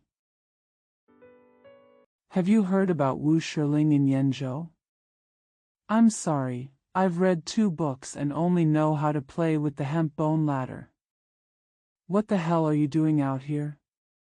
Oh, that night, a person who brought documents with him almost did it to the enemy. What do you think? The traffic officer, the one with the papers, walked behind him. He said he was very courageous. What can you do? That place was probably where the enemy's sentry was stationed. A road on the right led directly to the East China Sea. There was also a road from our Jiangping to the county seat that passed through there. The mountain turned out to be very small. But it was born at the intersection of these 2 carriage roads, and was surrounded by very flat fields. Standing on the top of the hill, you could see far away, and the enemy troops were also very discerning, and they climbed up as soon as they came. We went up to the hill to keep a lookout. What about the child, Wu Shiling? It just crawled out of my wife's pants. He is more knowledgeable. He suggested, hey, this place is too dangerous. And said, it's not good for 2 people to go together. He was very courageous and said, I will be the vanguard, I will go over first. That traffic officer's surname is Li Tanshui at the foot of Jiangjun Mountain. Have you never seen a man with a broken nose? You don't have to say anything to tell him to fall into the fire pit. In fact, he doesn't have the courage. However, if you say that he is walking behind, that's okay. It was around 1 o'clock in the evening, and Wu Shiling actually walked over first. Speak fairly. This shouting's legs are actually very strong. But after waiting for an hour in front, I felt uncomfortable. It turned out that he had agreed with Li Tanshui to meet at an ancient tomb in front of him in half an hour. In fact, he couldn't wait even an hour. He was sad. The child who had not finished untying the dung bag was asked to approach the ancient tomb by himself, and even his soul was gone. Li Tanshui hadn't even reached it, and he became anxious and shouted, "Tanshui, Tanshui." Shouted. However, Li Tanshui just walked across a stone bridge under that hill. He heard someone shouting, and accidentally stepped on the wrong stone slab, making a sound of jingong. The enemies on the mountain dispersed to patrol the long bank at night. At that time, they immediately opened fire. What about in the future? Another asked. Later? Don't you think this is dangerous? After a pause, he continued. Li Tanshui was saved by that old man later. Who would have thought it would happen? You deserve it. Wu Shiling left when he heard the gunfire. There were paddy fields all around. Wu Shiling was like a painted turtle crawling through the mud in the paddy fields. This kid. Even the energy to suck milk is exhausted. He walked more than 4 miles and passed through a village, Xinliao. Confucius Village? What is the name of the village? Oh, I forgot. At that time, the enemy army had not yet begun to besiege the countryside, and there were night watchmen in all the villages to be on guard against enemy detectives. Comrades from all over the country have agreed on secret signals. You don't know the password? But Wu Shiling was so panicked that he forgot the password. When he heard someone in front of him, he became anxious and threw himself into a pond. Then the whole village started beating gongs. Many shuttle teams were assembled, and while they surrounded the pond, they sent people with swords to jump into the water to search. They thought Wu Shiling was. Many shuttle teams were assembled, and while they surrounded the pond, they sent people with swords to jump into the water to search. They thought Wu Shiling was the enemy's detective. Their gongs and shouts caused a stir in the surrounding countryside. Enemy troops posted there. At most, it's not enough to last. Can they survive in that lonely mountain? Even the bud is lost. Li Tanshui escaped from their hands alive. Did Wu Shiling get stung to death in the pond? Another question. I'm going to laugh again when I say this. You said Wu Shiling, the turtle, where did he get into? On the bank of the pond, there was a water wheel, and someone was preparing to ride the water wheel there at night. Due to drought, cracks have opened in the high fields. Wu Shiling was hiding under the water wheel, and they had no way of searching for him. The end. Li Tanshui came over, and after he told them the general situation, everyone knew that they had chased the wrong person. Li Tanshui stood by the pool and called Wu Shiling out. He kept calling, if I were Li Tanshui, I would. He must be killed with a sword. What's the use of keeping him? However, such stories are of no use except increasing Lin Ji's inner pain. When they were talking, Lin Ji would often turn over uncomfortably on the bed, or else close his eyes or fall asleep. Once, he was talking to his neighbors at home. One of them suddenly asked Lin Ji, "Oh, Lao Lin, why didn't you shoot back at them at that time? Wasn't the ruler on your body used to pull out when you encountered the enemy?" You fool. At this time, Lin Ji stood up with a smile. He took that friend's hand to his forehead and said to him, "You're absolutely right. pick up your fist and break my head. Come on, listen to me, I want to, dash. So the friend pretended to slap him on the forehead, which made him very angry. I want you to blow my head off. Don't understand at all? As he said this, he immediately pulled up his ruler. Many people panicked, turned blue and ran out of the door.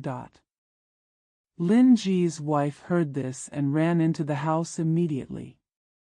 However, she only saw her husband falling down on the edge of the bed with the pistol. Her ears suffered an excessive shock and she fainted immediately. Mule.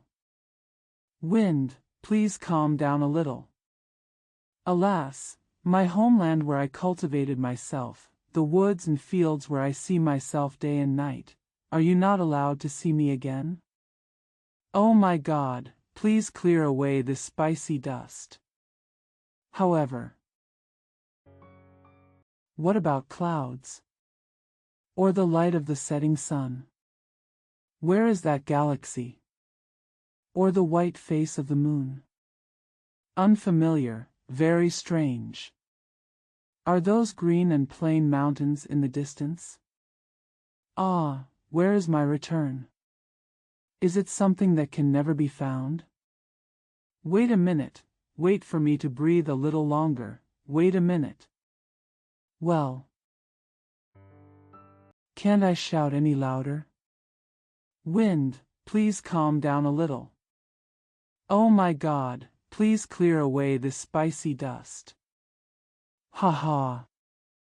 Isn't this a stone? Isn't this the stem of sorghum? Ha ha. Ha ha. Okay, let me try to cover my eyes. Ah. All gone. Why haven't I died yet? My eyes told me, your whole body is dead, only one pair of eyes is left. However, what about clouds? Or the light of the setting sun? Where is that galaxy? Or the white face of the moon? Strange, I have never seen these things. Is that the sky that covers me? I looked at a corner of that day from the window, and I remember that the sky was blue and bright. Well, my master is here. My master, his hands give off a strong smell like vinegar. Ah, I have gone to the right. Oh. He asked me to move closer to the left again. Ta-dulu. Ta-dulu. He hit the whip on the ground and made a clicking sound, like the sound of a cannon, so I ran forward quickly. Didn't I run forward quickly? Did I just have a dream? Alas. Alas. It hurts. My body seems to be torn apart. The child's strange eyes are just staring at my hooves. Yes, why are my hooves just trembling? The child said to his companion, look, the mule's hooves are as thin as a thin layer of paper. Then he picked up his stick and tapped my hoof lightly. Ah, my mother. It hurts. It was as if a copper needle had pierced the soles of my feet, and my whole body tightened until it became numb. Ah, die now. I vaguely heard the children shouting. A farmer collecting horse manure. He came close to me and tapped my back with his small shovel, as if he was checking to see if there was anything in the jar. Have you ever seen it poop? He asked the child. No, answered the child, I cried when I saw it. Fool. Will the mule shed tears? He said mules don't shed tears. You haven't seen a stone cry before. When the tragic day comes, even the stones in your heart will shed tears. Yes, he is crying right there. Fool, can a mule cry? The farmer who picked up horse manure said this again.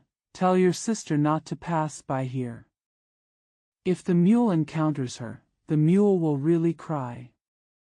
But it was not crying, but laughter. The sound of laughter turned into crying. A mule always screams like this when it meets a woman. With that, he walked away. From a distance, I heard him humming folk songs. I want to ask the kid, who is this person? But I already knew that. He is a farmer who collects horse manure. Is picking up horse manure the happiest thing? He really couldn't find anyone who was unhappy at all. Now, a fat man in a leather robe also approached. His face was swollen and red like blood. Did he drink in the restaurant just now? Yes, when he walked, he always felt that his belly was heavier than anyone else's.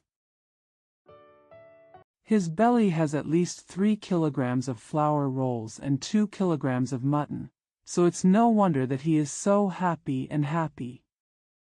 From a distance, he shouted to these children with a sly smile, "What kind of birds are you guys looking at here?" Then he came closer slowly. Does he know that what he will encounter here is just a ridiculous mule? A mule. He had evidently expressed his utmost contempt for the mule. It's dying and doesn't even have the strength to get up. The child told him. Yes, mules are the best at cheating death. A mule that is good at cheating death will not be able to take a step even if the whip breaks. He had his hands clasped behind his back and his eyes were looking far, far away. This was exactly when he was happiest. Just rub its nose with your hand. Its nose was just twitching. That's the mule laughing. When a mule laughs, it always wiggles its nose. As he spoke, he walked away slowly. Look at its hooves. Its hooves are as thin as a thin layer of paper. Do the children have to ask him to turn around and take a look at this ridiculous mule? However, even if they told him something more strange than this hoof, it would not be enough to turn him back. The fat man answered them as if they were at a distance from him. It's getting further and further away. Then this mule must be sick. This is the most peculiar disease in the world. Only 1 out of 10,000 mules is suffering from this disease. Mules suffering from this disease like to run away because they use the sand and gravel on the road to wear away their skin. Hoof. Its disease is cured. Come on, children. Let's get closer. You are the only real people in the world. What you see with your eyes is a dying mule, so what you speak of is also a dying mule. Come on, children. Let's get closer. Come closer. Stretch out a hand to me, and stroke my ear. Oh, my poor ears, they droop like withered sorghum leaves. So, I recalled my mother. It stretched its neck under my neck, trembling slightly its whole body. It made a deep sound that was almost like a sigh. Its tongue was so warm and soft. It licked and sucked my cheeks, my forehead, my legs and even my whole body fiercely, causing me to slowly lie down, in a feeling of melancholy and pleasure. It seems that every part of my body has rested deep in the state of deep sleep. Then, my soul pointed at me with its farewell finger and said, "Dead. Die now." I must have been dead for a long time, otherwise, the stick that beat me must have made me jump into a rage immediately. That's another person. His figure is unusually tall and thin, and he is definitely not like the Chinese army or the enemy of the Chinese army that I have always seen south of the Great Wall. Is he a giant python crawling out of the grass? He would never use human means to deal with a mule. It seemed that the way he dealt with the mule showed that he was not alone. My master's friend once asked my master, when the Japanese army comes, are they going to kill every Chinese? My master answered him, the Japanese army will definitely not kill the Chinese. Because they say that Chinese people are mules, and mules will never be killed by others. From then on, I learned that people will not kill mules. Did this man come to kill the mule in advance because he was afraid that the Japanese army was going to kill him? Ta, Dolu. Ta, Dolu. While he was beating me with a stick, he was shouting angrily at me, making a ferocious sound like the one used by farmers in North China to frighten mules. I was so exhausted that I was completely paralyzed. He was beating me and yelling at me angrily. Do I have to stand up and carry him to escape? He does seem a bit like someone who is preparing to run away. In that case, he will have to beat me to death, and his angry roar will not be heard.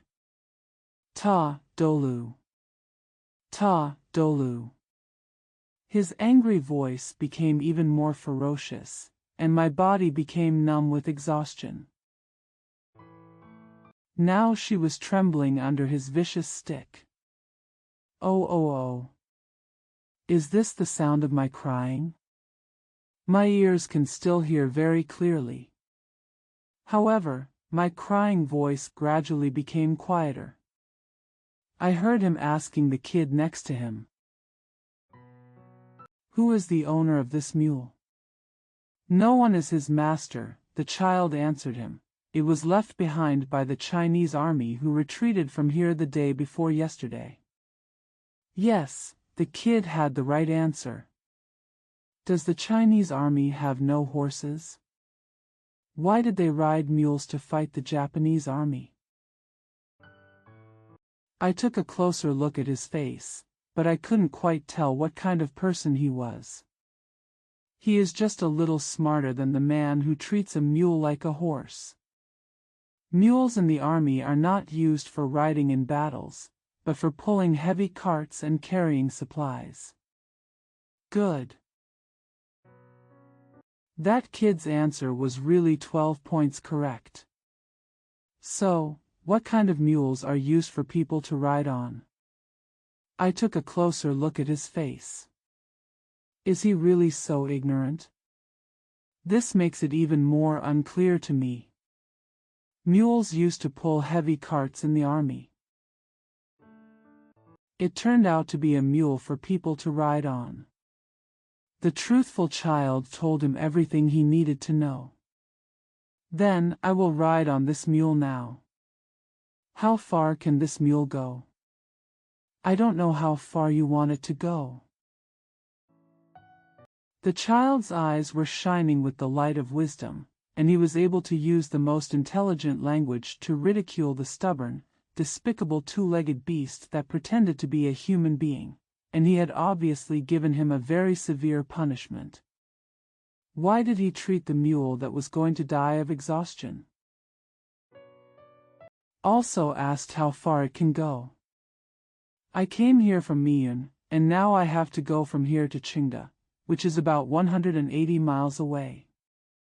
Miyun belongs to the Chinese army and Qingda belongs to the Japanese army. Did you escape from the Chinese army to the Japanese army?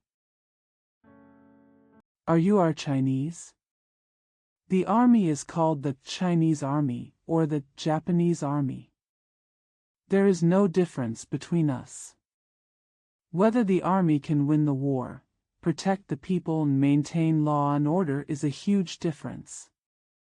The Japanese army defeated the Chinese army. The Japanese army can protect the people and maintain law and order, but the Chinese army cannot. Where should we refugees flee to the Chinese army? Or should he flee to the Japanese army? Besides, what a sweet little kid. How can I explain to you that I am Chinese but not Chinese? I am not only a Chinese, but also a Chinese official who manages Chinese people. Let me teach you just one more person. I am the district chief of the 1st district of Mian County. I must have been dead for a long time, otherwise, the stone that hit me would have made me jump immediately. Whose mule is this? It must have been sick, yes, its hooves were as shrunken as a piece of tissue. But a rumor has spread here. The reason why the mule died was not known to people. What is known? People call things crazy when they don't understand them. I've become known as a crazy mule. 2 villains were watching me with stones in their hands and said, "It's pretending to die now. Wait a minute, it will jump up." The crazy mule may not be tamed by the ferocious wolf. Just aim it at its forehead. I want to throw a stone at it. Then, one person raised his hand holding the stone. Bang! Ah, my mother! My eyes burst into flames, my neck trembled like a spring. Dead. He is really dead now. I tried my best to endure the pain of death. Pain. My teeth almost broke due to the painful collision. However, death is definitely not fainting. Death contains the clearest and most sensitive feeling. The pain of death is so obvious and not vague to me. I heard a mocking voice say, "Can't you even scream now?" When cruel people kill, they are not necessarily motivated by some kind of hatred. The mule was finally killed by man. However, the mule was never hated by man. Then, with a trembling voice, I cried out, "Oh man! Mule! Japanese! Chinese!" Although the Chinese made Japanese mules, they did not have mule ears. They did not have mule ears. I can't hear the sound of the mule. Those 2 villains, they stared at me with ignorant eyes and said, "Humph, are you laughing at us for not beating you to death yet?" Yes, tameness is a cruel commentator in the end. The mule will eventually be beaten to death by others. The rider of the white horse. Not long after Xia Jingxing became a groom, one day, the adjutant general shouted sternly and loudly in the square in front of the headquarters, "Groom! Groom!" The adjutant's face proudly pointed toward the sky and the roof, as if sending out the simplest and easiest to understand symbol. The sound was correct, without exaggeration, and without a shadow of a doubt. The sound suddenly vibrated violently in the stable opposite, frightening several short and thin horses in the stable so much that their hairs stood up like sea urchins. In the fierce sunlight, Xia Jingxing shrunk his fat, bloated, unclear face into a large piece, and his flat nose was shyly hidden in a lower place. His black and gray shadow emerged from a corner. He crawled out slowly, muttering alone in his throat. Isn't he calling me? A young soldier with a delicate face felt funny and surprised when he saw Xia Jingxing's strange and dreamy appearance. While avoiding the attention of the deputy officer, he shot Xia Jingxing's face with sharp eyes. Almost without mercy, he slashed Xia Jingxing's neck with an axe and said seriously, if you don't go even if I call you, I'll shoot you later, Nama. Xia Jingxing walked to the adjutant general like a bear with a low and heavy black-gray shadow. At this time, his face showed a soft smile like a woman's. He smiled for a long time, his mouth was wide open, and there were even pimples on his forehead. In this way, his chest, which was beating in panic, could not let go. It calmed down and the panic became less severe. So even if the adjutant now kicks his ass with the tip of his leather boot, or uses other more powerful methods to delay him, it seems that there is nothing wrong with him.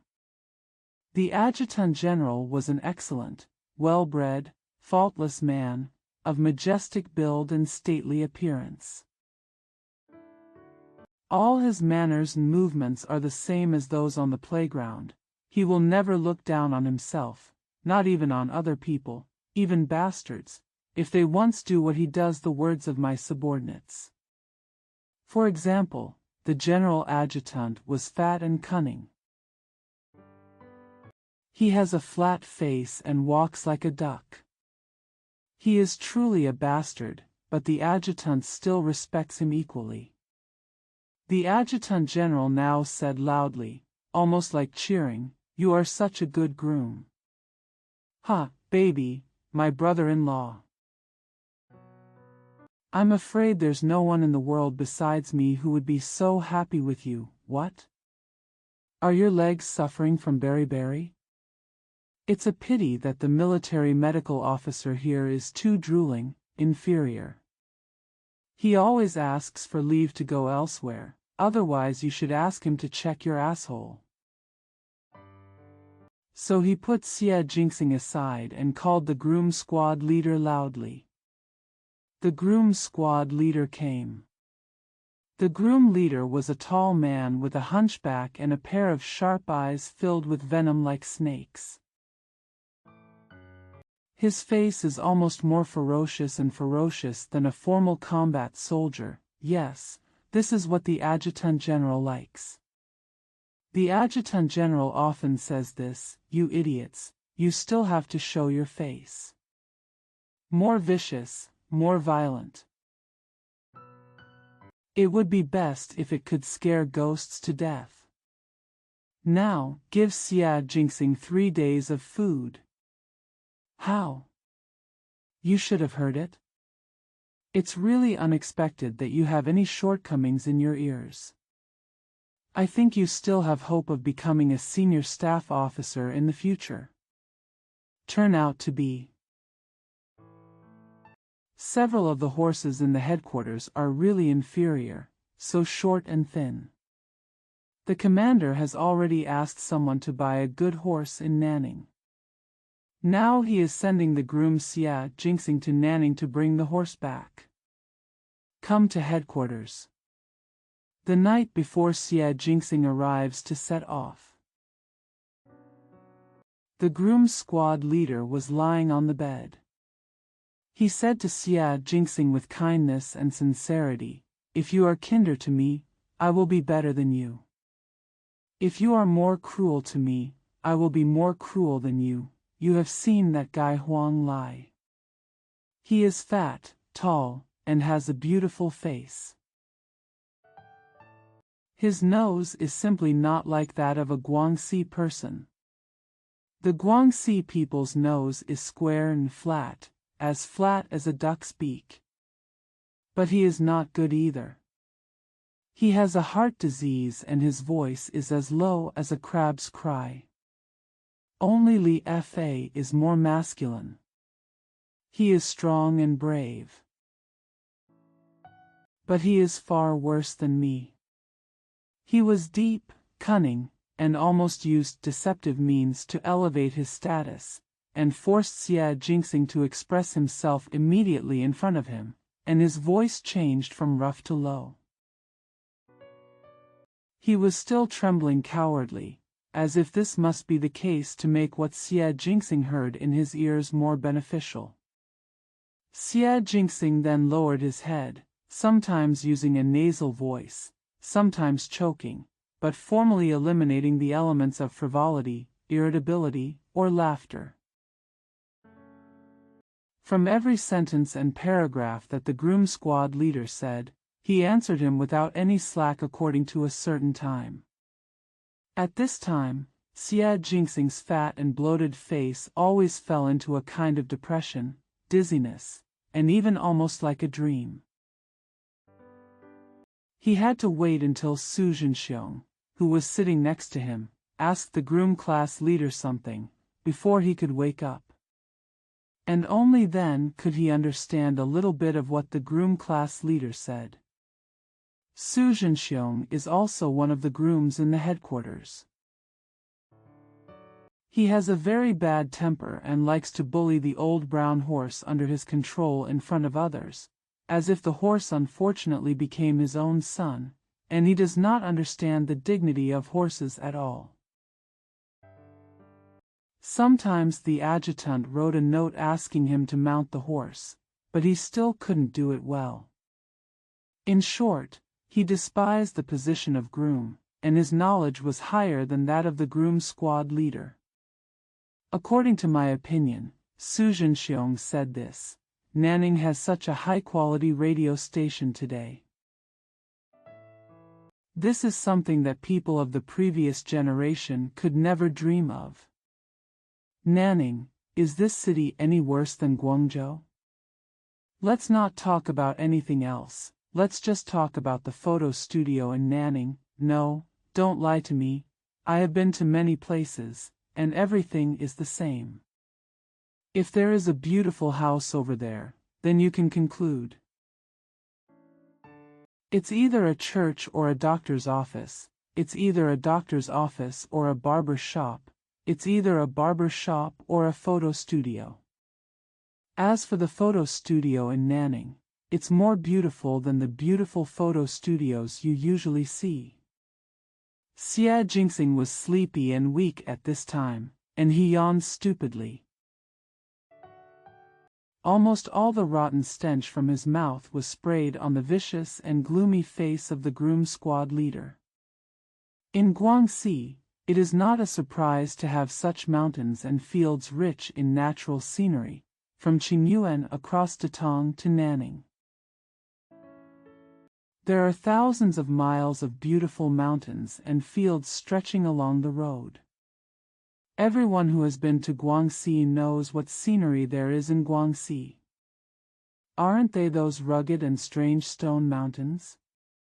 Not the ones that grow from red soil. A strange tree wearing green pants. And the woman with the big neck like a gannet. No, this is a slander. It is said by some people who are short-sighted but not good-looking, have no moral character, and are specifically attacking Guangxi. Slander and attack, what's the use? This does no harm to our Guangxi at all. So, stone mountains, strange trees, women, there is no need to mention these anymore. Anyone who has a little respect for Guangxi will have hundreds of stone mountains, hundreds of strange trees, and hundreds of women in front of them. You can also pretend you never saw it. Of course, this is already a hypocritical pretense. If you think that those rocky mountains, strange trees, women, etc. are not harmful to the scenery of Guangxi, then it is absolutely unnecessary. Here is a rocky mountain without a single strange tree, really. I'm not lying to you at all. As for women with big gannet-like necks, they can only be found in Beis, Longzhou, and other places. Longzhou is far away from here, and Beis is also the border of Guangxi, which is the same place as Guangxi. Yunnan is very similar. Since everyone thinks that this Beis place exists. Because it is the birthplace of those women, it is of no benefit to Guangxi as a whole, so forget it. Or just let it fall into the realm of Yunnan. It can be concluded here that there are not even half of such dishonorable women. It had been raining heavily for several days, and the sun seemed particularly bright as soon as it went up the mountain that day. The sky seemed to be covered with a layer of paper, an unusual gas that was well mixed with the smoke. The sunlight that penetrated from there had already lost every trace of thread.